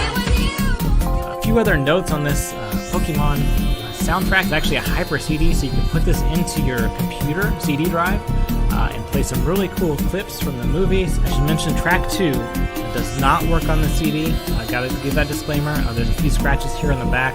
Track 2 skips, doesn't work, but every other track on this is guaranteed to work. We don't have the CD case, but we do have the liner notes, and this is an amazing sort of fold-out poster. It's a full-size movie poster, and it says Kids WB, Pokemon The First Movie on it. So if you've got a Pokemon fan in your life, this is the gift for them. This is $5 at the Green Saddle Thrift Value. 2. Number 2, this is a big one. This is, if I was going to ask for something for Christmas, this would be what I asked for. If you're out there listening, friends, family, and my co-hosts, this would be the item that I want. This is the Green Saddle Thrift Value Mall Game Socket Jolly Jumble Bundle. I went through huge stacks of games, CDs, VHS tapes that Green Saddle Thrift Value Mall has, and I curated this collection specifically for you, the Socketeers, and we negotiated a price, a substantially discounted price for you. Individually sold, these 4 games would be well over $100. Like I said, we negotiated that this bundle will be cheaper for our Socketeers. I'm not going to tell you the price yet. Let's go through the games first. Starting over here, we've got Nerf Arena Blast. This is a FPS game where you use Nerf guns. Really innovative. Runs on the Unreal Engine. And it's got 3 modes. It's got Point Blast, you've got Speed Blast, and you've got Ball Blast. They've got all the different Nerf guns, everything from the single shooters to the one that shoots balls to the automatic ones with the bandoliers. You can play it single player or online, which is really incredible. Next up, we've got SimCity 2000. You guys, SimCity 2000 needs no introduction. This is the game that really kicked off SimCity. It started the trilogy. What's great about this, it comes on CD, which is perfect format for SimCity 2000. And also, it's actually like 3 games in one, because it comes with SimCity 2000, it comes with the Urban Renewal Kit, and then it comes with the Scenario Collection Volume 1, which is like a 3rd game. So you're really getting like 7 games here, if you count the 3 games in here. Well, or I guess 6 games. Yeah, like 6 games total. Great value here. Next up, you've got the Mech Warrior 2 Interactive Preview. They sold this in stores. This is a preview disc, so if you weren't sure if you wanted to buy Mech Warrior 2, you could buy this demo disc and play a small slice of Mech Warrior 2 if you weren't sure if you wanted to dish out the full money for Mech Warrior. So this is kind of a collector's item. It's very rare. If today you're thinking about, do I want to play Mech Warrior 2? This is how you find out. Play this demo disc. This is a very cool mech game, 3D graphics, uses polygons. Last but not least, this is kind of a wild card here. This one was thrown in by a Green Saddle employee. His name is Derek. And Derek suggested this game. I have not heard of it. It's called ICP Hell's Pit. I've never heard of it, but it is it looks like a sort of one of those underworld games where you're going like into hell or going into some sort of mythological place and fighting demons and stuff like that. It is mature rated, so keep that in mind. But I love that this collection has everything from like a kids game like Nerf Arena Blast all the way up to a more adult game like ICP Hell's Pit. That's it, you guys. This is the collection. Like I said, over $100 if you buy these individually. The Green Saddle Thrift Value Mall Game Socket Jolly Jumble Bundle is going to retail for our Socketeers at a price point of only $40. Really incredible. You're saving tons of money if you buy these 4 together. Go in today. There's limited stock of these. This is number 2 on our list, and like I said, it's one of my favorites. If you're out there listening, grab one for me. Before we get to number 1, don't forget, Green Saddle Thrift Value Mall is Jackson County's premier clown outlet. Don't worry, Dom, I'll grab you one. 1. All right, guys, we are almost there. We are almost number 1. I apologize for my reindeer antlers. They are just being weighed down by the weight of all the value from these different gifts we put together. But you guys won't have to wait much longer. We're about to number 1. Just to recap, we've got number 5 was the Charles Barkley action figure. Number 4 was the Snoopy ornament.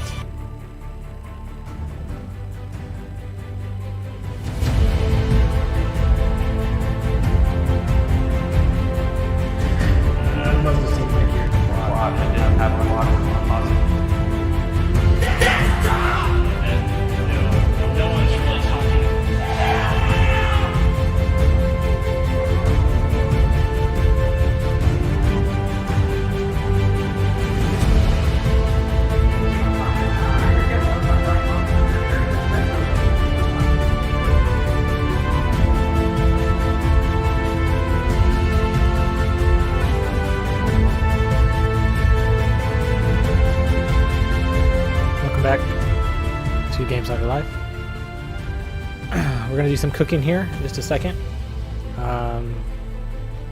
There was an accident with the Eternal Mass Effect candle. As I got up during that break, I knocked it over. You can't see it, but there is a bunch of wax that kind of flew everywhere on the green screen and on the floor down here, so I'm going to have to spend some time cleaning that up. But we're going to go ahead and relight it because it's still okay. Like, there's still wicks in here, I think, so I think it will still go. Again, we have this candle because today is the anniversary of the release of Mass Effect Andromeda, the last Mass Effect to ever be released. Hopefully not forever. But it was 3 years ago today that game came out. And we are asking Socketeers to use this hashtag bring back the Mass Effect. EA, there's no reason why they can't make another one. They are honestly just bowing to the media who refused to give the new Mass Effect or the most recent Mass Effect good scores. So we have this Eternal Flame, not Eternal Flame, but Eternal for the Stream Flame. And then just went out again, sorry. So let me relight it.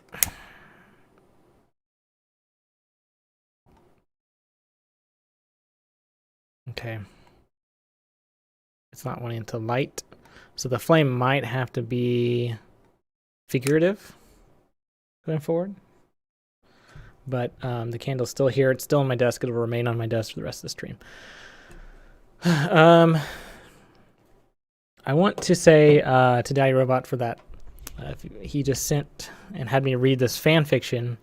I think what Twitter calls that is a ship, where you take two characters from, or people in this case, from some media who were not meant to be together in any sort of way and put them together romantically. I'm going to have to show this to Mike, and there may be legal repercussions for this, Daddy Robot. And I can't stress this enough. If you're going to write fan fictions about GameSocket, run it through me first, run it through Mike first. We need to, I guess, proofread these and edit them for content, because they can't be, you can imagine us in situations, but not every situation that your heart desires. There has to be some sort of moderation to this.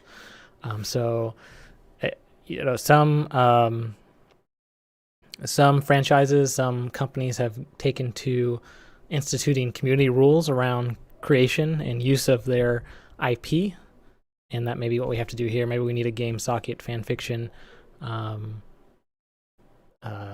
guideline or rules of use that needs to be issued. If I can ever get a hold of Mike, maybe I'll talk to him about that. So, all right, so we're gonna do some cooking here. Last time we cooked some grilled cheese, and this time, I keep hearing dogs bark. There's not any dogs in this place. I can kind of give a hint, I guess. Mike had hired a private investigator to find me, and never did follow up on that, as he does with everything. And it turns out that private investigator was Dominic. So without Mike watching the streams anymore, and without Dominic looking for me, I can say that I'll just give a little bit more detail about where I'm at. I'm at a, it is a subdivision or housing complex. What do you call those things? Those housing developments that was being built and never completed. So there's a bunch of these houses over here that I don't know if they ran out of money, but for years they've just kind of sit half done, half empty. And you know, the top floors are not complete. There's no windows, there's no walls up and that kind of stuff. No drywall. But the basements, obviously there's no windows in the basements, and they are mostly sound secure. There's no drywall or anything, but they ran electrical lines in here, and they have drains in here. There's no running water, but and of course electricity is not on, so I'm running an extension cord from a place that does have electricity, and I will not reveal that. So I found out that these places have just been sitting forever, and I kind of moved my stuff in, and I figured I can use these until some other housing company comes along and buys up the land and decides to do something with it. So it's much more spacious than my apartment, that's for sure. So let's get to cooking here. I've got a camera angle set up. Yep. All right. So today, last time we did grilled cheese. This time we're gonna do some bacon, and I've got some pepperoni too. You've got to keep with the virus and everything that's happening. You've got to eat some protein, and that's going to be our protein today. So, first of all, let's just get some music here. Bacon is so expensive right now. Is it? So I bought this a while back, this bacon here. It's still good, but it is going to expire soon. But I bought it from the gas station, and it's always expensive at the gas station. So, because you're paying for the convenience of buying it from a gas station, right? If you go to Mike's place, he might have some protein for you. No, the only person at Mike's place is Crisco, and I'm pretty sure Crisco's eating all the food there. $7 for one package. Yeah, I paid like $6 something for this, so it's kind of ridiculous how gas stations really jack up the price on stuff. I'm gonna turn this mic to room mode, so I don't know how it's gonna work. I'm not gonna use the hand mic this time because that was too hard to try and hold a microphone and do all this. So if I can remember which dial it is back here.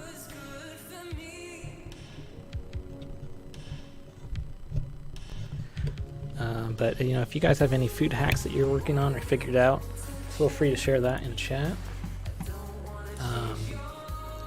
Let me know how my voice sounds here now.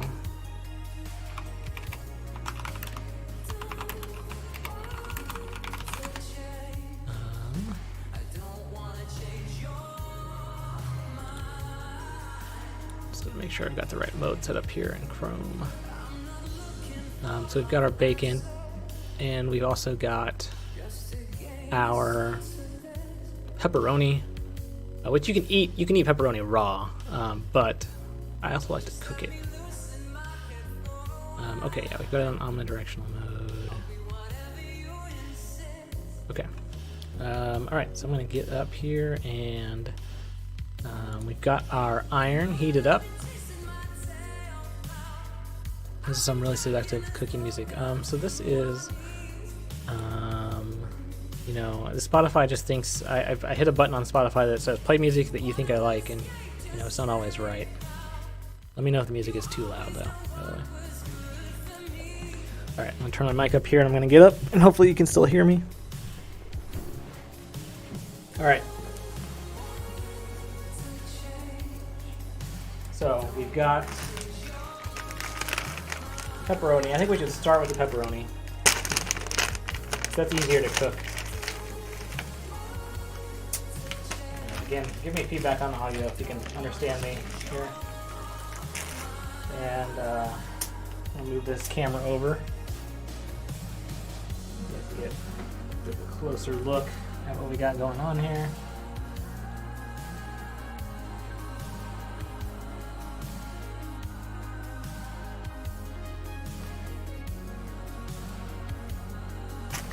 Yeah, okay, great.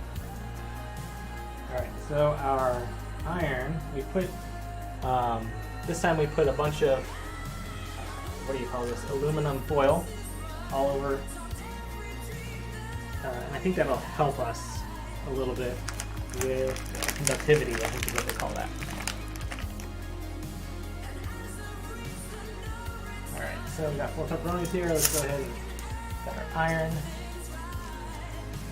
We're going to go ahead and give this an iron here.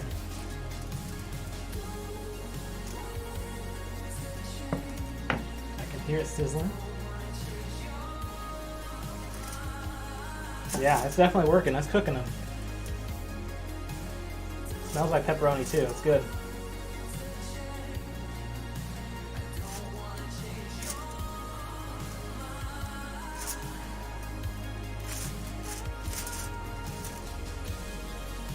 I like to get my pepperonis pretty burnt, close to burnt. Everyone likes a good crispy pepperoni. I would literally murder someone for a pizza right now, but gosh, who knows when we're gonna get pizza again. Oh, it's stuck to the iron. Oh, it's very hot too. Add some of that spray that you put on stuff to make it not stick. That would be great, but I don't.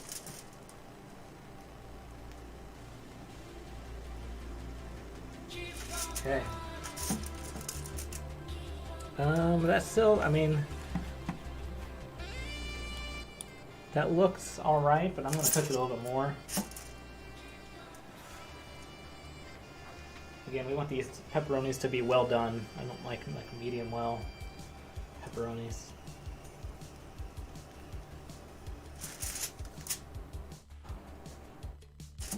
The dull side of the foil is the non-stick side. There's different sides of foil? I don't think that's right. I think it's the same on both sides.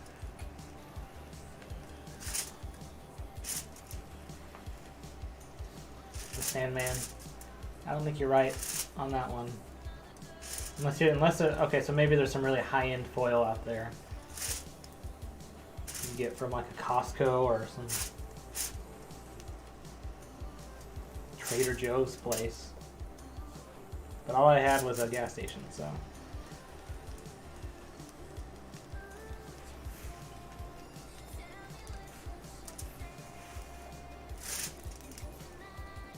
Okay, this pepperoni is stuck.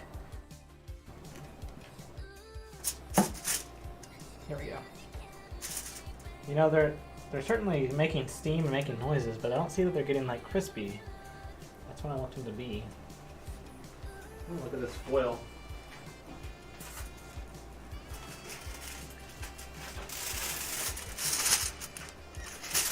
Oh wow, would you look at that? There are 2 different sides. I have never noticed this before. There is a shiny side and like a, well, yeah, a slightly less shiny side.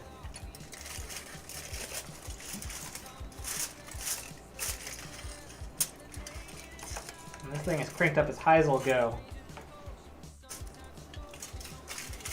Huh.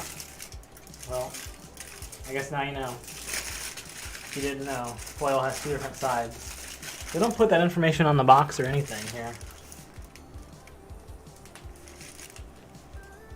Yeah, this box says nothing about which side of the foil to put stuff on. So, foil industry. I'm pretty sure this should be on the food channel. Is the food channel still broadcasting? That's what I want to know.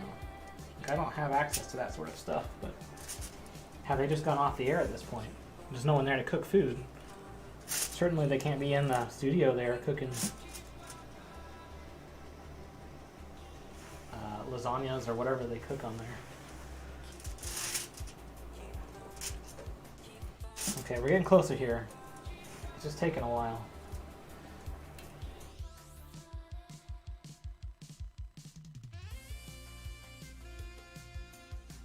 The Sandman says you would be a good option right now. Yeah, I mean if the Food Channel wants to, yeah, okay, that one's starting to get crispy. We're getting there.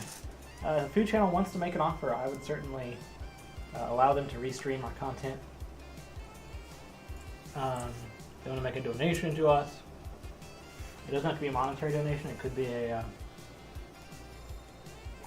a food donation. If they would just let me eat the food that they give me to cook, that would be fine. I'd take that deal. Okay. Alright, while that's cooking, I'm going to get the bacon out. Now, we don't have a lot of space, so I'm just going to have to do one slice at a time.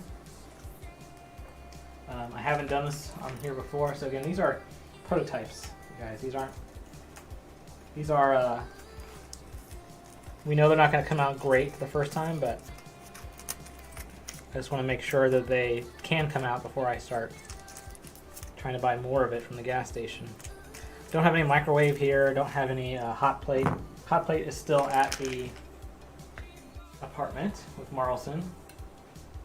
I did get a text from Marlson yesterday, so he's still alive.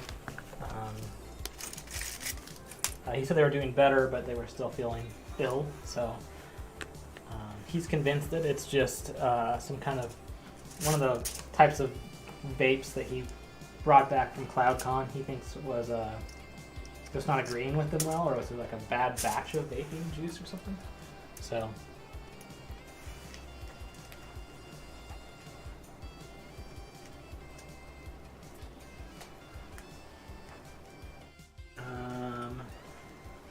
Daddy Robot says, "Is this the thing where you wrap things in like a bacon weave basket?" No, I wish. I'm not that skilled with my bacon yet, but I will work on that.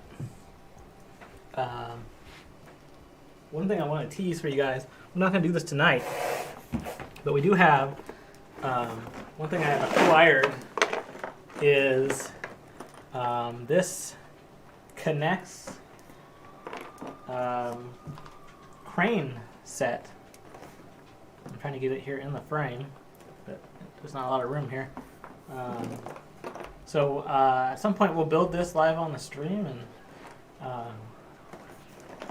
you know, a lot of people are skeptical about Kinects, but I can definitely show you what can be done with Kinects. You don't see like this with Legos, where you can build actual useful objects. So we're gonna build this live on stream, and we can use it maybe in the stream because it can pick up stuff and like deliver it to you. It's got a motor in it. So did you get that from a daycare that was closing? No. This set is for ages 9 and up, so it's not something you'll see at daycare. 9+ it says. And honestly, if you're 9, because it is a mammoth set. Okay. And these pepperonis are getting closer, but man, they're taking a while. No, he got it from the thrift store. You know, it might have been missing a few pieces from the store. It's good, right? Yep, that's right. I did get it from the Green Saddle Thrift Value Mall, which we had to close down about 3 days ago? We had to close it down because of the city telling us we had to shut down.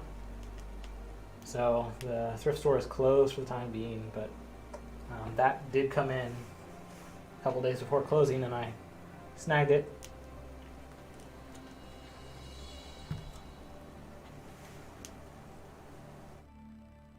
It's sealed, so there's no pieces missing. Okay.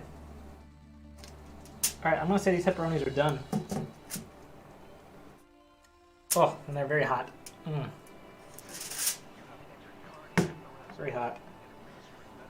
Let me get something to wipe off all this grease.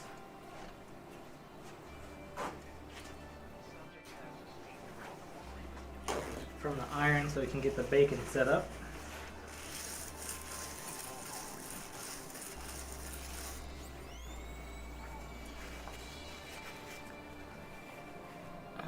Okay.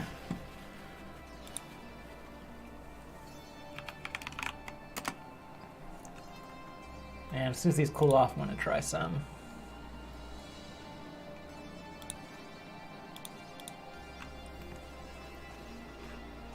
Oh, yeah, these are crispy now. That's good. Great. That's exactly how I like them. Look at that.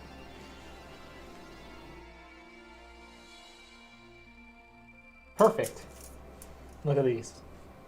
You guys are not going to see a better pepperoni than that. Both sides crispy, not burnt. Show it to this camera. That's a pepperoni right there. A well-cooked pepperoni. Again, this is stuff you're not going to see on other streams because they're just going to play Fortnite. They're just going to play Call of Duty, Warzone. They're going to follow the herd. And they're going to get, probably the same amount of viewers that we are, 2 viewers. And then those viewers are going to forget about them because they were not unique in any way. They weren't trying new things. Here we are. We're doing stuff that is useful and helpful. And especially with how things are going right now in the world, you need all the help you can get. And GameStock, even with its founder missing in action, we're still firing on all cylinders here.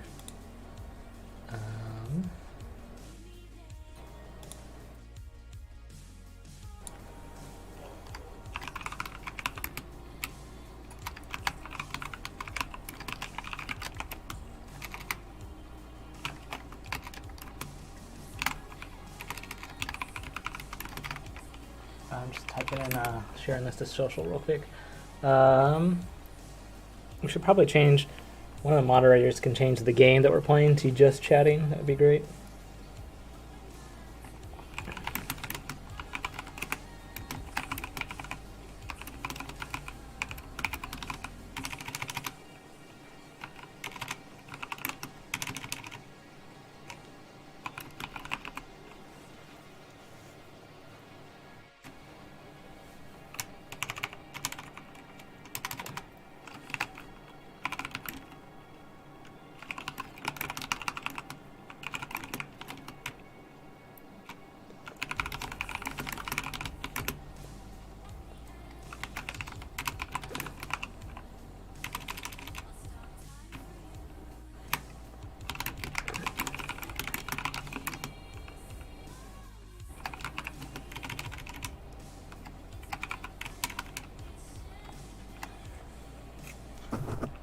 Okay.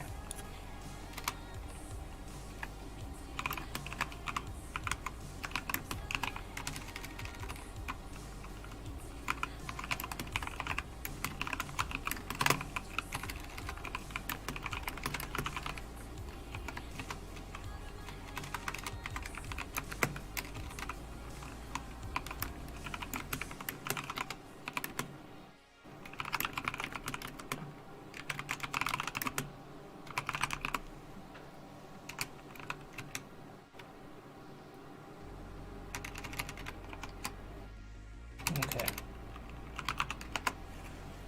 Hopefully those keystrokes are not super loud. Daddy Robot Live says, I'm playing Animal Crossing and I can't change the game. What? Oh, okay, I'm coming in halfway through this conversation. Okay, let's try these pepperonis now. Oh, these are great. These are fantastic. GameStop is closing tomorrow. Oh.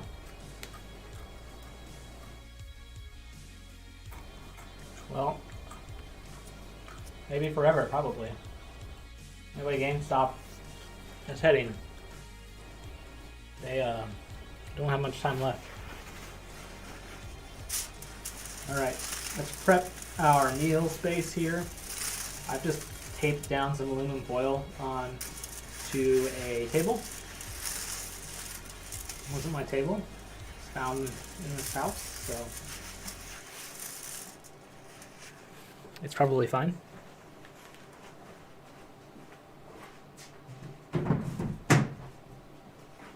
So next up, we're going to try some bacon here. Now, these are long pieces of bacon. We'll probably have to fold it, most likely. I'm just gonna drop it down right here. All right, we have our iron set on linen. That's the highest setting that you can put this iron on. So there we go. Go ahead and give it a. Oh yeah, it's definitely sizzling.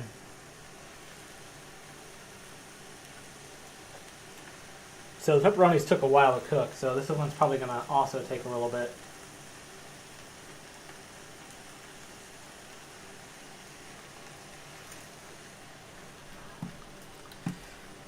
But it'll be worth it, hopefully.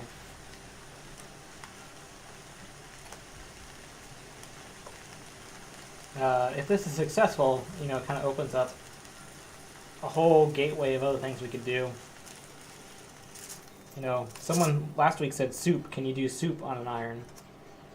I'd like to find out. I'd like to find out. I don't know how you would... I guess you'd have to turn the iron upside down. And then... Nope. Okay. Leave it on there for a while. Don't lift. Alright. I agree. Sandman. I think if you were going to do soup, you'd have to flip the iron upside down. And then somehow stabilize it. And then put a can directly on top of the... Put the can directly on top of the iron. Hopefully it's a metal, you don't want to put a plastic can on there, and then maybe it would cook that way.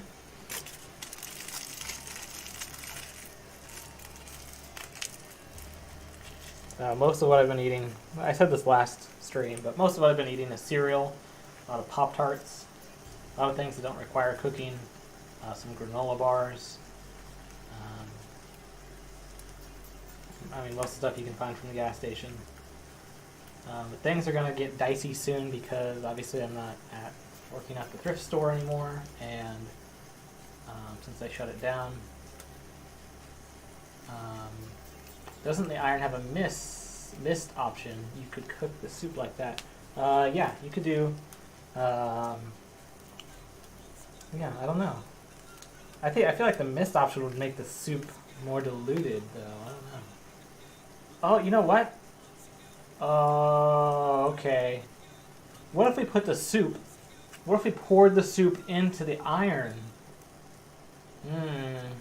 That might be it. You pour the soup where you normally put water in the iron, in the little hole in there, turn it up. I bet that's it. I bet that's how we do it. And then you pour it out when it's done. I'm gonna have to write that down.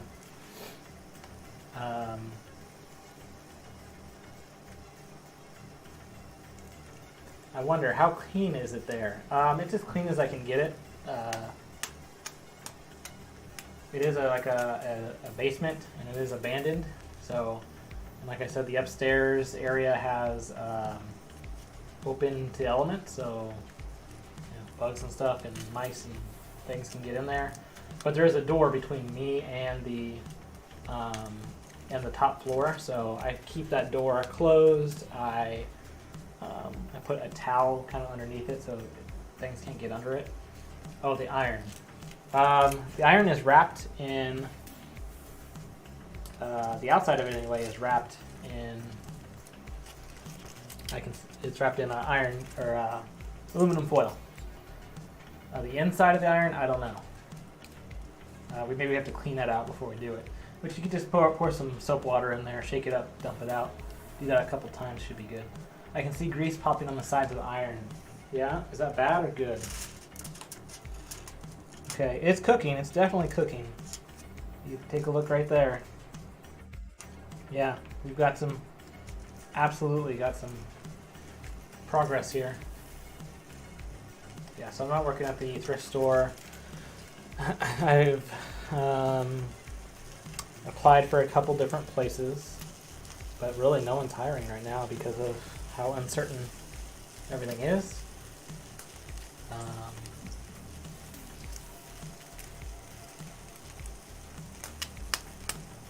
So, I don't know. I don't know what we'll do. If society collapses, then we'll all just loot, I guess. Played a lot of loot games. I know how to do that.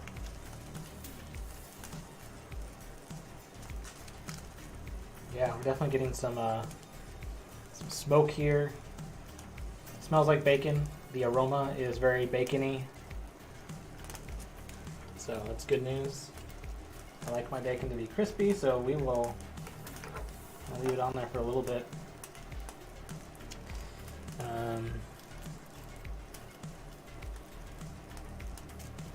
We got a flashing light here on the side of the...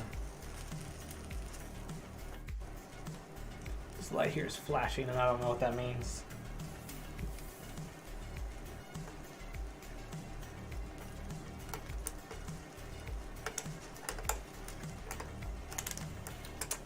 I don't know. It's still cooking now, so probably nothing.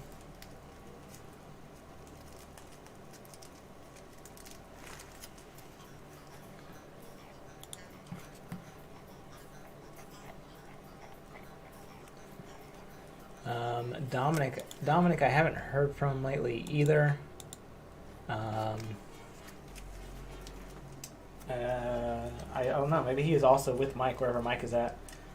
Dominic's full-time job is basically Mike's butler. I mean, he does Mike's chores around the house, housekeeping. So Dominic may be with Mike wherever Mike's at, playing Minecraft somewhere. But we know Crisco is probably still at Mike's house.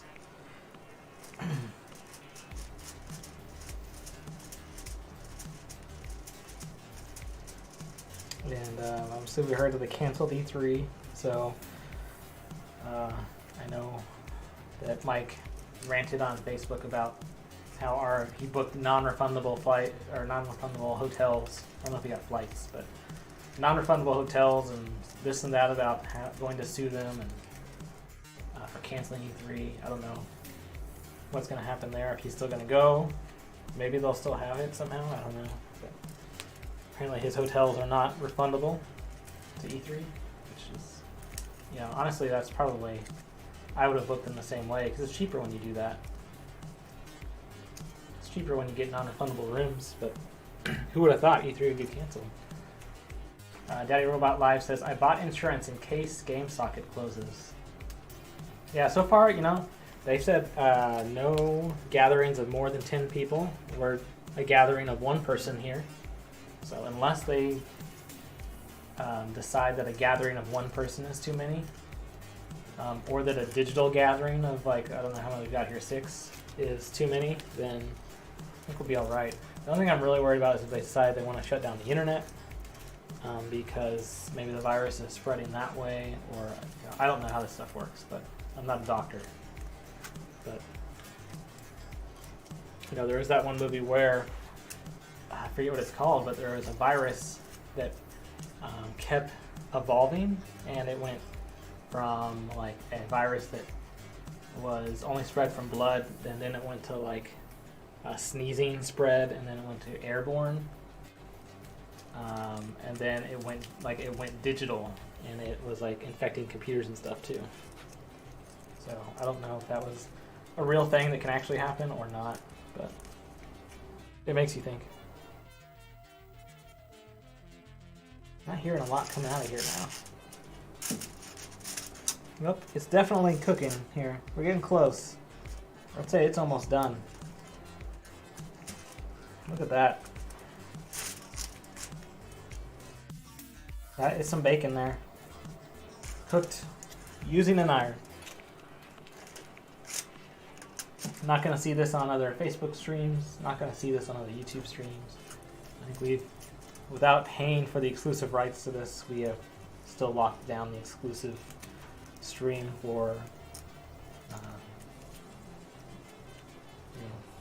cooking with an iron.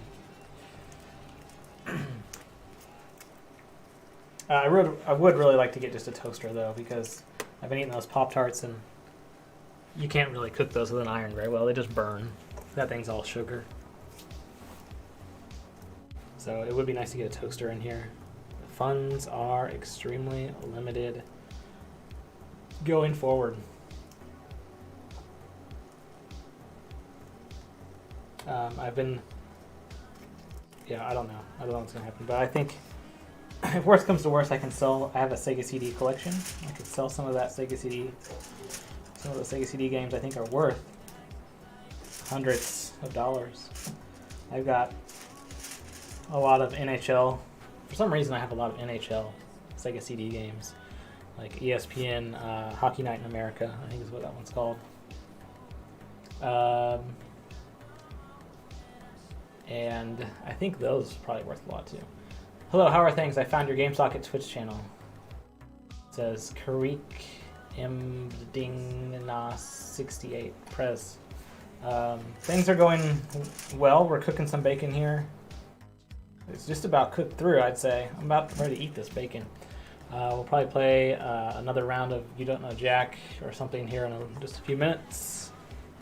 But I want to make sure this bacon is thoroughly cooked. Last thing I need is to get sick from this. Okay, and Karikim Posting Moss 68 Press is a bot. Great.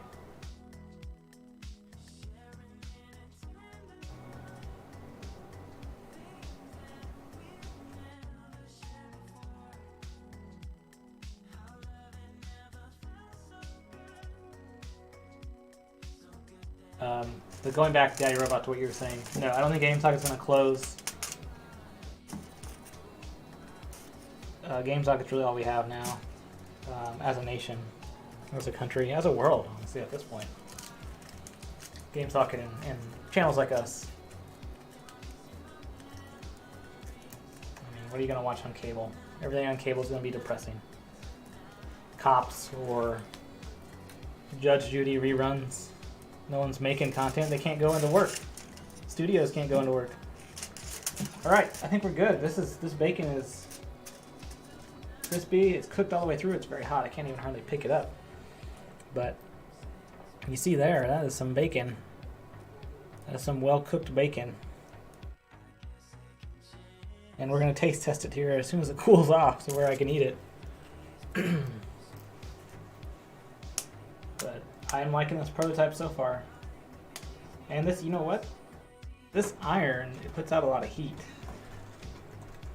This is almost like a heater. I could use this to heat up the place a little bit more.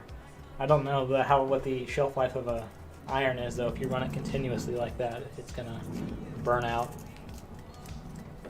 And then I've lost not only my heat source, but my cooking source at that point.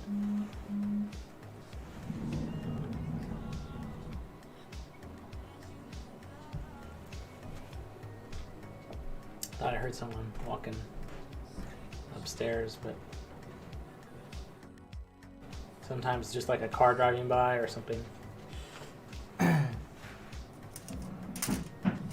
Alright, so here we go. Here's our bacon. Look at that. It's got some nice coloration there. Oh, it's still hot. Man, it's a little flat, but that's fine. Just means it's crispy. Take a good look. This is proof that you don't need to go out and buy a hot plate.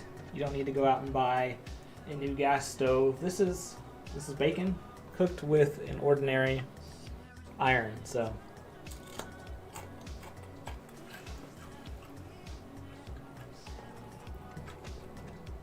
that's not bad. Tastes like bacon. It tastes a little pepperoni. Kind of got a pepperoni taste to it because of the pepperoni that we cooked, but I dropped some. Yeah, it's not bad.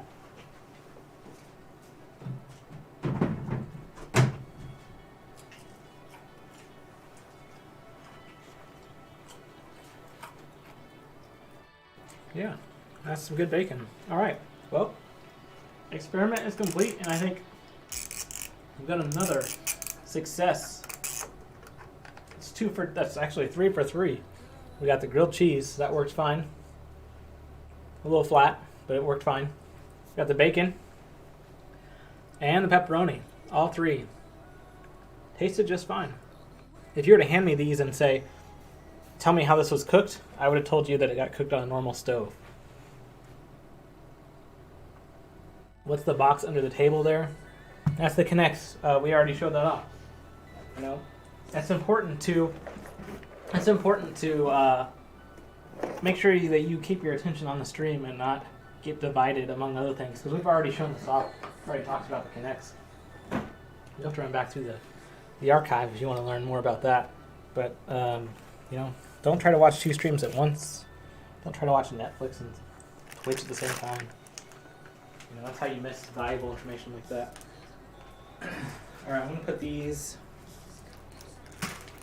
meats back in the fridge. I put air quote on fridge because it's really just a box with ice in it, and I have to run out every 2 days or 3 days and get another bag of ice to throw in there with it. But sorry, I was busy. Well, you know, you can pause the stream, I think, and catch up with it. You know, I recommend, if you're going to watch our live streams, that you make sure you turn off your, go into airplane mode on your phone. Let your friends know that you're going to be kind of unavailable for a little bit, because you don't want to miss stuff. You don't want to make the host have to repeat themselves because you weren't paying attention. So, all right, we're going to take a quick break. We'll come back and we'll play probably some Quiplash is what I'm thinking. That seems like a nice, safe way to finish it out. So, let me load up a new clip for y'all to watch while I clean this stuff up, and then we'll be right back here in just a minute or 2 or 3.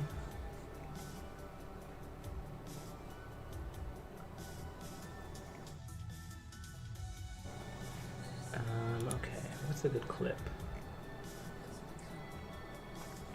Oh, yeah, this one. This is a great clip.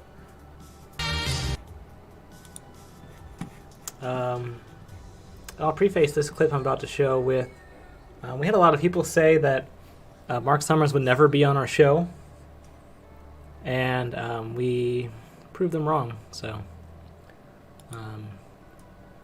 here's a clip from Mark.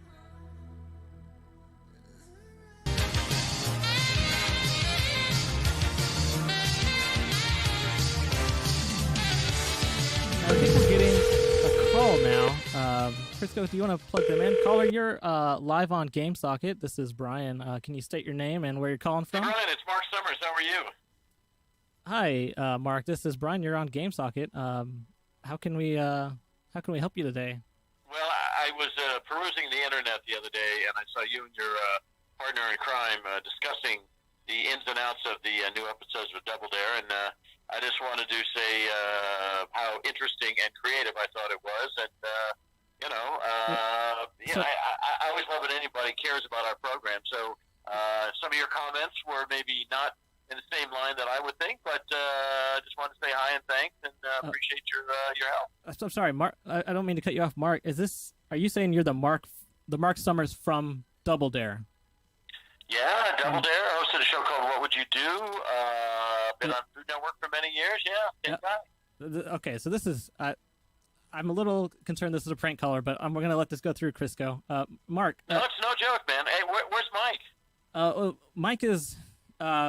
He's a little bit indisposed right now. He can't. He can't come to the microphone, but I know that if he was here, he would be really excited to hear that you've called in, and if you've got a minute, I have a list of questions in case this ever happened that I kind of have been building up over the years. I know there's a couple, there's like 20 or 30, but I could probably pare this down to like maybe just a couple questions.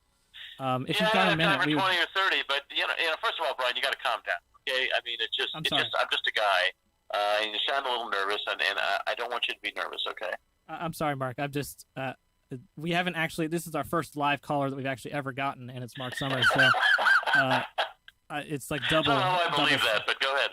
So I really appreciate it, Mark. I think to start off, thank you for taking the time for the questions, but the question that's really been burning on my mind, and a lot of our viewers' mind, is the pancakes. Now, I know I talked a lot about the pancakes in our Double Dare episode, which you apparently watched, which is incredible. But, we've all been wondering, are those pancakes real?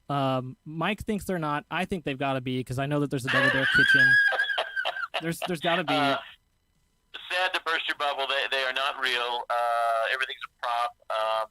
We use those in the show and on the tour, and then we hose them off, put them in the back of a truck. So no, unfortunately, they're not edible. But they were real in the 80s and 90s version of the show, right? Though they're just not new in the new one. No, Brian, they have never been real. Sorry about that.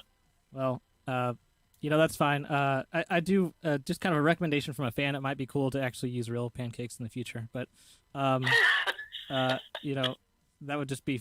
Sometimes I go to IHOP and I ask for the Double Dare pancakes, and they look at me like I'm crazy, and I'm like, it's a TV. Just Google it. It's on TV. It's on YouTube. It's all over the place. Like, how could they not know? Yeah, I don't think there's a skillet big enough to hold the pancakes the size that they are on the show. But I'll look into that. I have a lot of chef friends. See if they can help us out. Yeah. The other question I had, we talked about it on the Double Dare episode, was the lighting is really different in the new Double Dare. I know it's 2019, 2018, and things got to be kind of dark and edgy. But my question was on the lighting was, do you know what they're using? Or I'm sure you were kind of involved in some of these discussions. Are they using a lot of more LED lights or incandescents? Or I know CFLs have been kind of banned by the government, but you're talking shop now. The whole deal was to make it look more nighttime. We brought it back because we were airing 7:30 at night, and so as far as using the old-fashioned incandescents, no, that's kind of not what we in studios. But you know what? I'll talk to you maybe off air, and I can explain how the whole lighting thing works. But I think our listening audience and viewing audience probably doesn't care about that question. So let's move on. Okay. So now I'm a little hesitant to bring this question up because I don't know if it's true or not. But the internet, you know how the internet is with rumors. It's crazy. But there's been one that's gaining traction about Robin. I know Robin's not in the new reboot. Obviously, she helped out a lot in the original show. But there's kind of a stigma or a rumor going around that Nickelodeon may be involved in her disappearing, maybe her getting extradited out of the country, so that she wouldn't interfere with the new reboot. And can you just talk a little bit more about that? Stay off the web, first of all, Brian. Don't believe any of that stuff. I would have loved to have had her on the new show, but other forces decided against that. But when we tour, and we're on the road as we speak. If you go to DoubleDareLiveTour.com, you can find out what cities we go back on the road October 14th through November 3rd, and then December. She's on the road with me, and we've been doing the show in some form or fashion together for the last 32 years, and I couldn't do it without her. She's my partner in crime on stage. She is my stage manager. She runs the whole show when I'm out there performing. So no, she's alive and well. Okay. And she's not like a clone or she's not like a clone or replicant or anything like that. Okay. All right. No, I'm glad she's on. Okay. What else you got? I'll make sure I kind of get online on the subreddits and let them know that is. I'd appreciate that. Not a real thing. So that's good to know. Mark, we do talk a lot about video games on this show, and I have to talk about the Double Dare video game that came out on the Nintendo way back in the day. Now this was it came out in the late 80s, early 90s, and I have to ask, was the transition from going in front of the camera as a host to in front of a computer terminal and coding, was that a difficult transition for you? To this day, I couldn't code anything. In fact, I had a code, but I blew my nose and it was much better. But actually, I thought it was an odd thing. Back in the day, those Nintendo games were about $29, and ours sold for, I think it was either $59 or $69. The parents were all upset. And when you look at it, you realize now how archaic it was. And by the way, I don't think anybody could ever win it the way it was set up. But they are collector's items, and when I'm out on the road and we're doing meet and greets before the shows, I sign more boxes of that. I think it was a Game Tech Nintendo game. And do you actually own one? Do you possess one of those? I've been looking for one, but the show's budget's real limited, and Mike won't really give me the money I need to really get these items. But if I ever come across a good garage sale one, that's definitely one I would pick up. Yeah, man. I think they're online. You can probably probably find one. They're not too expensive now, but Yeah. maybe I can help you out with it. Yeah, that'd be amazing because I know that we talk a lot about Double Dare on the show, and we should play that game at some point too. So I'm shocked that they didn't involve you more in it, but sometimes show business. No, is I didn't even think it disappointing. looked like me. Do you think the guy who was the host on that thing was supposed to be me, but I didn't think it was very good resemblance, quite honestly. The graphics were a little limited at the time, but I think it was as close as they could get.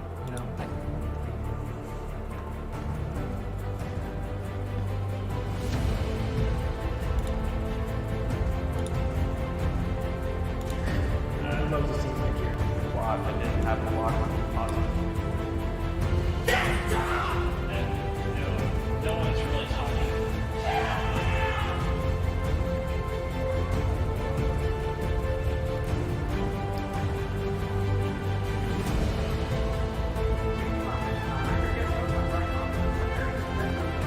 Hello?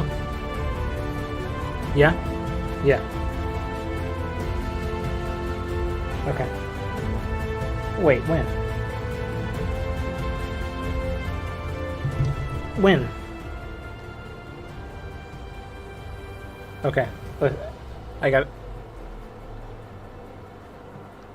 Okay. Hang on. Okay. I'll call you back. All right. Bye. Sorry. Welcome back to Game Socket Live. Just got a call from my roommate there, Marlson, letting me know that there was some sort of accident with some of my stuff at the house. I don't know what that means. I told him I'd call him back about that. He said that someone had, like, some of my stuff was missing. I don't understand how that's an accident, but I'll figure that out a little bit. After the stream's over, I'll call him back. Let me fix my microphone. Switch it back to the non-room mode so you don't get so much room noise. Okay. We're back. Yeah, that was... Okay. We're going to play some You Don't Know Jack. And... or not You Don't Know Jack. We're going to play some Quiplash, I think, is what we're going to do. So, if there's anyone still out there watching, that is, we just successfully cooked some bacon and pepperoni using an iron. Just a standard, plain iron that you'd find in any hotel room or closet. And both pieces of food, the bacon and the pepperoni, I couldn't tell the difference from a taste test standpoint. So, good stuff. Okay, Quiplash 2 is what we're going to play here. Turn up the game audio. Yeah, so you guys can hear that. Okay, we can, looks like we can create our own prompts, create our own play. Let's check our settings here. This is Quiplash 2. I think last time we played Quiplash 1. Audience can play along, sure. Extended timers, yep.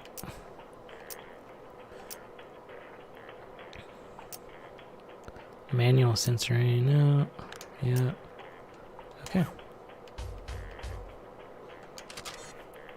So go ahead and pull out your phones, and if you want to play with us, play along.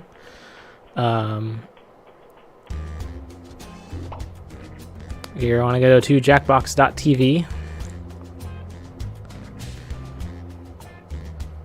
And then you'll want to type in the room code ZOD, Z-O-D-T.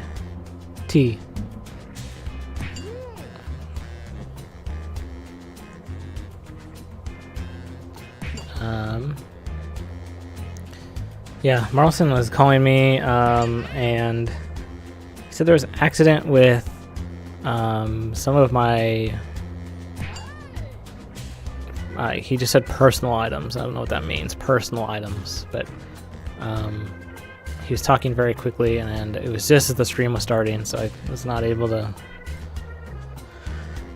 I don't know what's going on over there at the apartment. I don't want to go back over there and deal with him and his sickness. Oh no, your apartment is going to be a mess, just like in the story. You know what? It probably is going to be a mess because I haven't been there. I'm the only one that cleans that place. Marlson just sits on his ass all day and watches Game of Thrones and vapes and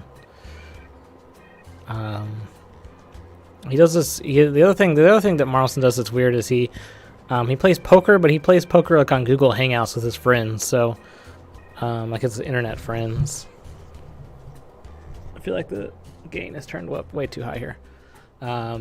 He plays, like, he'll get on Google Hangouts and he'll play poker. I don't understand how it even works because they've all got their own decks of cards, and you would think that, like, wouldn't they have a bunch of cards the same? Like,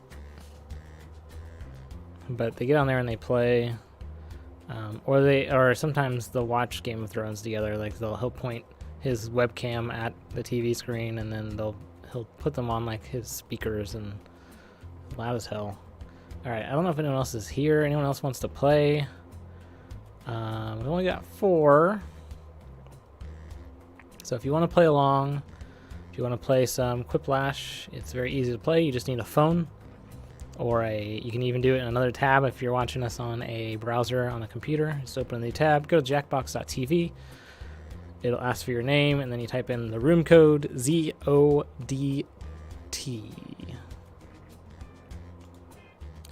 And you can play along at home. It's a very easy game. We'll give it another 10 seconds here. If anyone else wants to join, now's the time.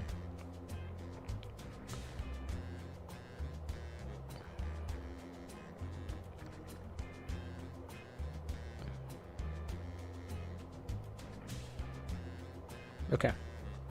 All right. I think that's it. It is getting late, so. Oh, no, there's Zod T. Okay. Okay. Well, they use the room code as their name. Great. All right. Here we go.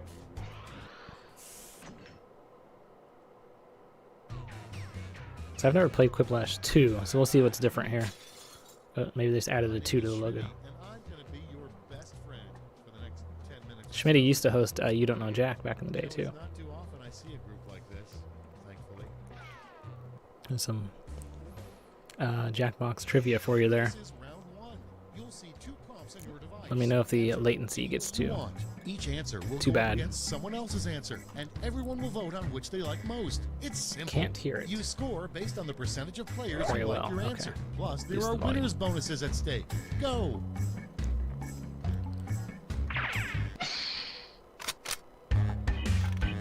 All right, look at your phones.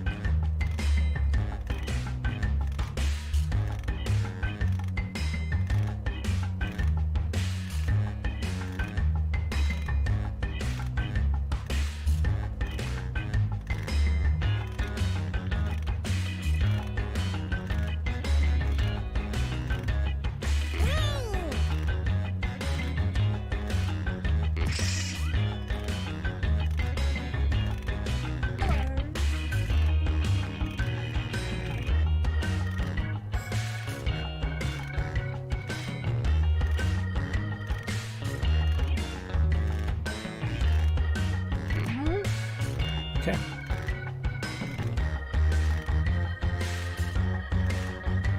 Got 39 seconds left. Everyone's plugged in their answers except for Daddy Robot. Probably writing another fan fiction Cards into on the his table. answer space. Up first, what a good rival to Build-A-Bear would be called. Good. Okay, Tear to choose your shreds favorite. or destroy a doll. Both of those things seem like the opposite of what Build-A-Bear would do. If it's a rival, they'd be doing the same thing as Build-A-Bear. So I think both of these people misunderstood. DQT and Zod. Destroy Doll wins. And it's a Quiplash. And next is a terrible thing to say while testing out a mattress.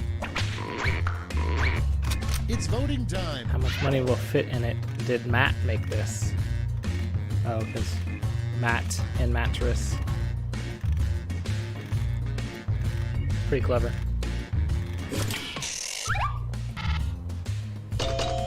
Yep. See, I think the scoring's working now. Next, the worst tattoo to have on your butt would consist of these 3 words. I don't have any tattoos, honestly. I have 0 Put in your tattoos. votes. Night deposit box, or insert dogs here. Both of these are real bad. Oh, that's why you promoted the Matt one, because you wrote it. Yep, you got me there, Daddy Robot. Gotta promote somehow. Both good answers, but insert dogs here is a little more crazy. Up next, what a moron would say at a museum. Where's the new stuff? Are the stuffed animals alive? I like where's the new stuff. Zod mystery person. I don't know who that person is, but pretty good. Next up, Control-Shift-Alt-6 is the little-known keyboard shortcut to do this. Download Windows 9 or open GameSocket.website.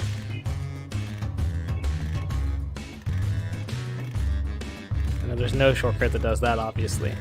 Either of those things. Ugh. Sonic Freak wins. That's round 1. Let's see how the scores shook out.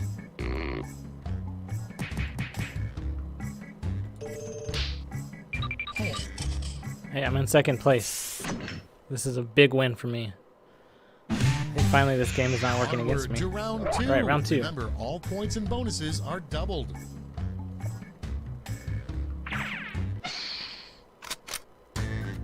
Write your answers on your device now.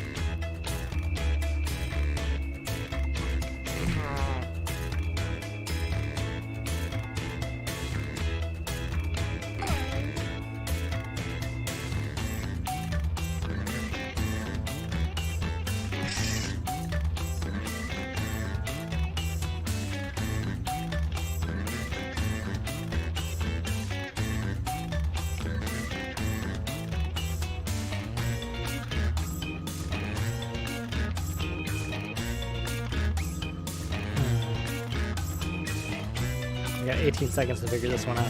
Hurry up! Use a safety quip if you can't think of anything.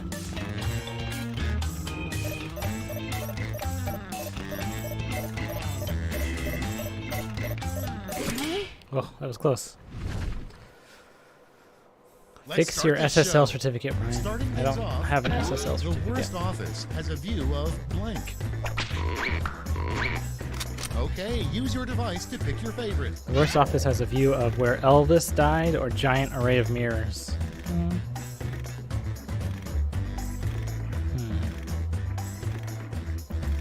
Looks like we have one person in the audience as well. So the audience can pick the tiebreaker if there's the same amount of votes on both sides.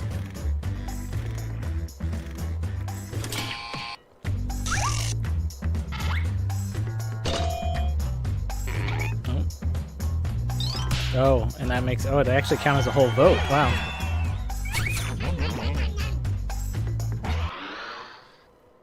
Coming up The more next, mirrors, the better, a says the terrible Sandman. name for a morning talk show. Terrible name for a morning talk show. Sleepy Time Show or Late for Work with Brian and Mike. You know, that's a cool name. I like that name. Late for Work with Brian and Mike. That's a great morning show idea. Although I don't think he and I would share the same show at this point going forward.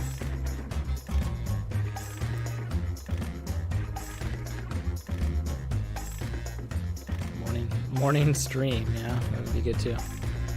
Kind of like a joke about having to go pee. Oh, wow. Daddy Robot just got shown the door. Super Quiplash. Your next prompt is. And I got the the achievement last for it. thing you want to find in a vacuum bag. Last thing I'm going to find in the vacuum bag is a gift certificate to Golden Corral or Brian's Balls. It's going to show me who wrote that answer, and it's going to be a warning to that person. And after the next warning, I will notify Marlson to kick you out. So you get one warning.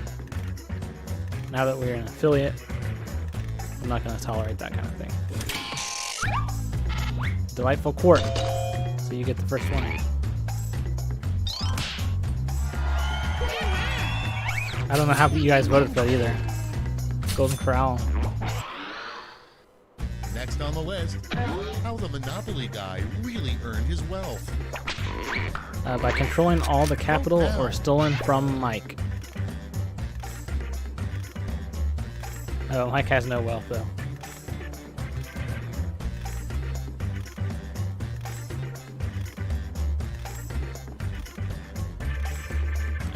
Does Mike have money? He used to have money, and sometimes it's hard to tell with Mike because he has like a nice house, and he has 2 TVs in his house, and he has a Dyson vacuum cleaner, those are very expensive. I would love to have a Dyson. Every time I come by, his place is well vacuumed, at least the upstairs, not the downstairs. A good name for a movie starring a crime-fighting jockey and his horse. So I think Mike used to have money, or somebody has money Vote on there. your devices. A good name for a movie starring a crime-fighting jockey and his horse. And they're off. That's good. Mr. Ed and the Little Popo. I like and they're off. That's what they say when they start a horse race, right?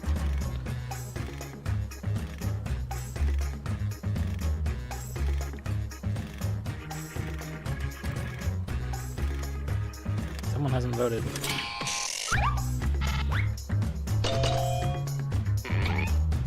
Oh, it's a tie.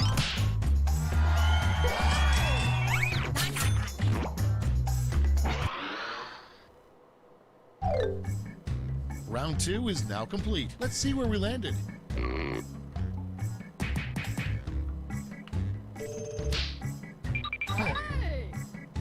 Oh, man, I took a hit in that round. Sonic Freaks in first again. It's the last round. Welcome to the last lash, the final round. Last There's lash. just one prompt, and you're all getting it. Acrolash. Make up the full name for this acronym.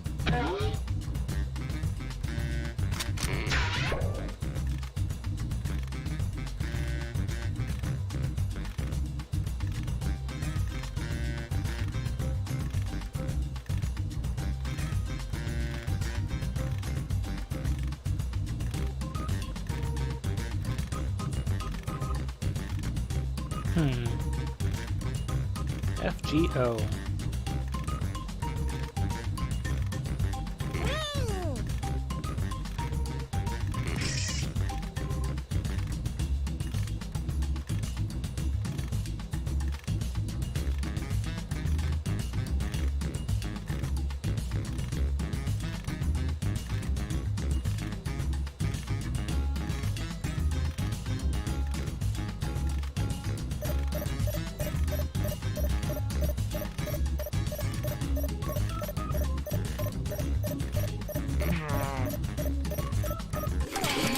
Ugh.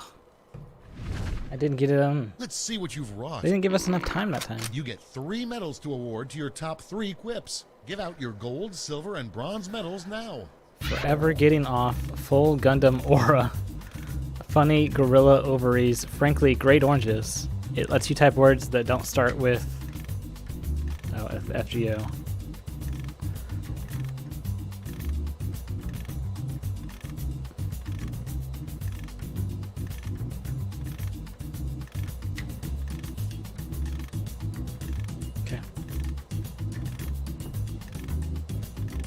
Who is forever getting off? I'm jealous, says the Sandman.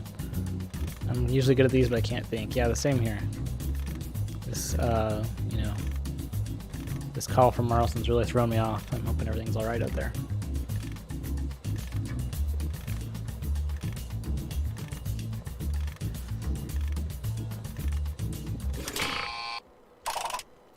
Okay, let's bring out those medals. Bronze. Here we go. Bring out the silver. And finally, gold. Now we transform those medals into points. I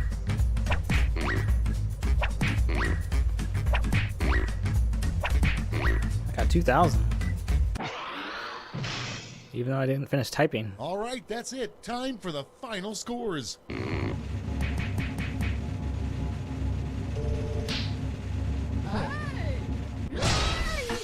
Sonic Freak wins again.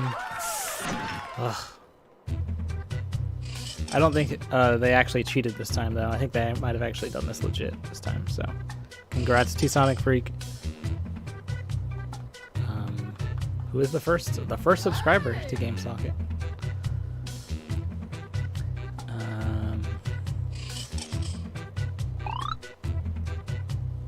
Second place was Zod with 6,000 points. Then DQT. Then me. Then Daddy Robot. I'm just glad I didn't get last place this time. Oh no, Sonic Freak says that admits to hacking. Wow.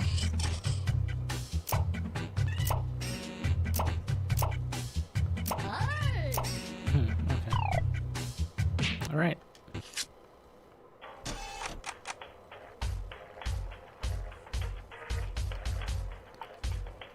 Alright. It's 11:27. I think it's time to wrap it up.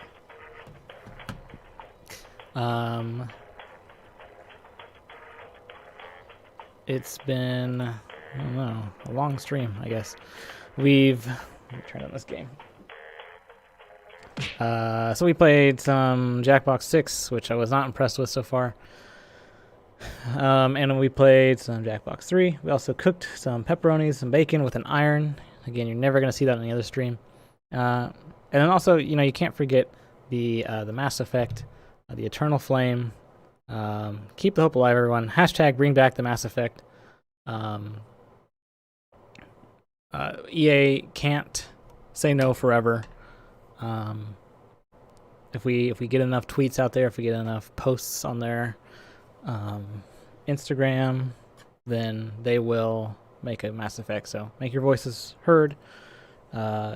It's been 3 years since the last Mass Effect today, and that's too long. And I'm tired of people saying that Mass Effect is bad, because it's not bad. All 4 games are good, and the first, third, and the fourth ones were the best ones, I think. So I'll take anything. If they want to make a board, like they make Monopoly. There's a Monopoly everything. There's a Monopoly, you know, The Simpsons Monopoly. There's Overwatch Monopoly even. Why isn't there a Mass Effect Monopoly? It doesn't make any sense. I feel like someone at EA is really just stonewalling everything Mass Effect wise, and they're just not going to let them put out anything. So if EA is not going to do it, then someone else needs to step up and make that game. If it's Nintendo, if it's you know, Blizzard or whoever it is, someone needs to make it. So but thanks everyone for watching. We're gonna go ahead and close out the stream. Thanks to those of you that subscribed and sent us triangles, the Twitch triangles. Those are great. I'm gonna figure out what those do here, and we will be back probably on Wednesday. I don't know. You know, we're in lockdown, so who knows? Maybe tomorrow, maybe Wednesday, maybe not till next week. And if you see Mike Graham, let him know we're doing just fine without him. Thanks for watching. Oh, thanks for the extra triangle there, Sonic Freak. Got a 1x1 triangle. Thank you. Oh, and the Sandman just sent us 100 triangles. Thank you for the 100 triangles to Sandman. I need to make that text larger so I can see it there. But everyone have a great night. Thanks for watching. We'll be back sooner rather than later. See ya.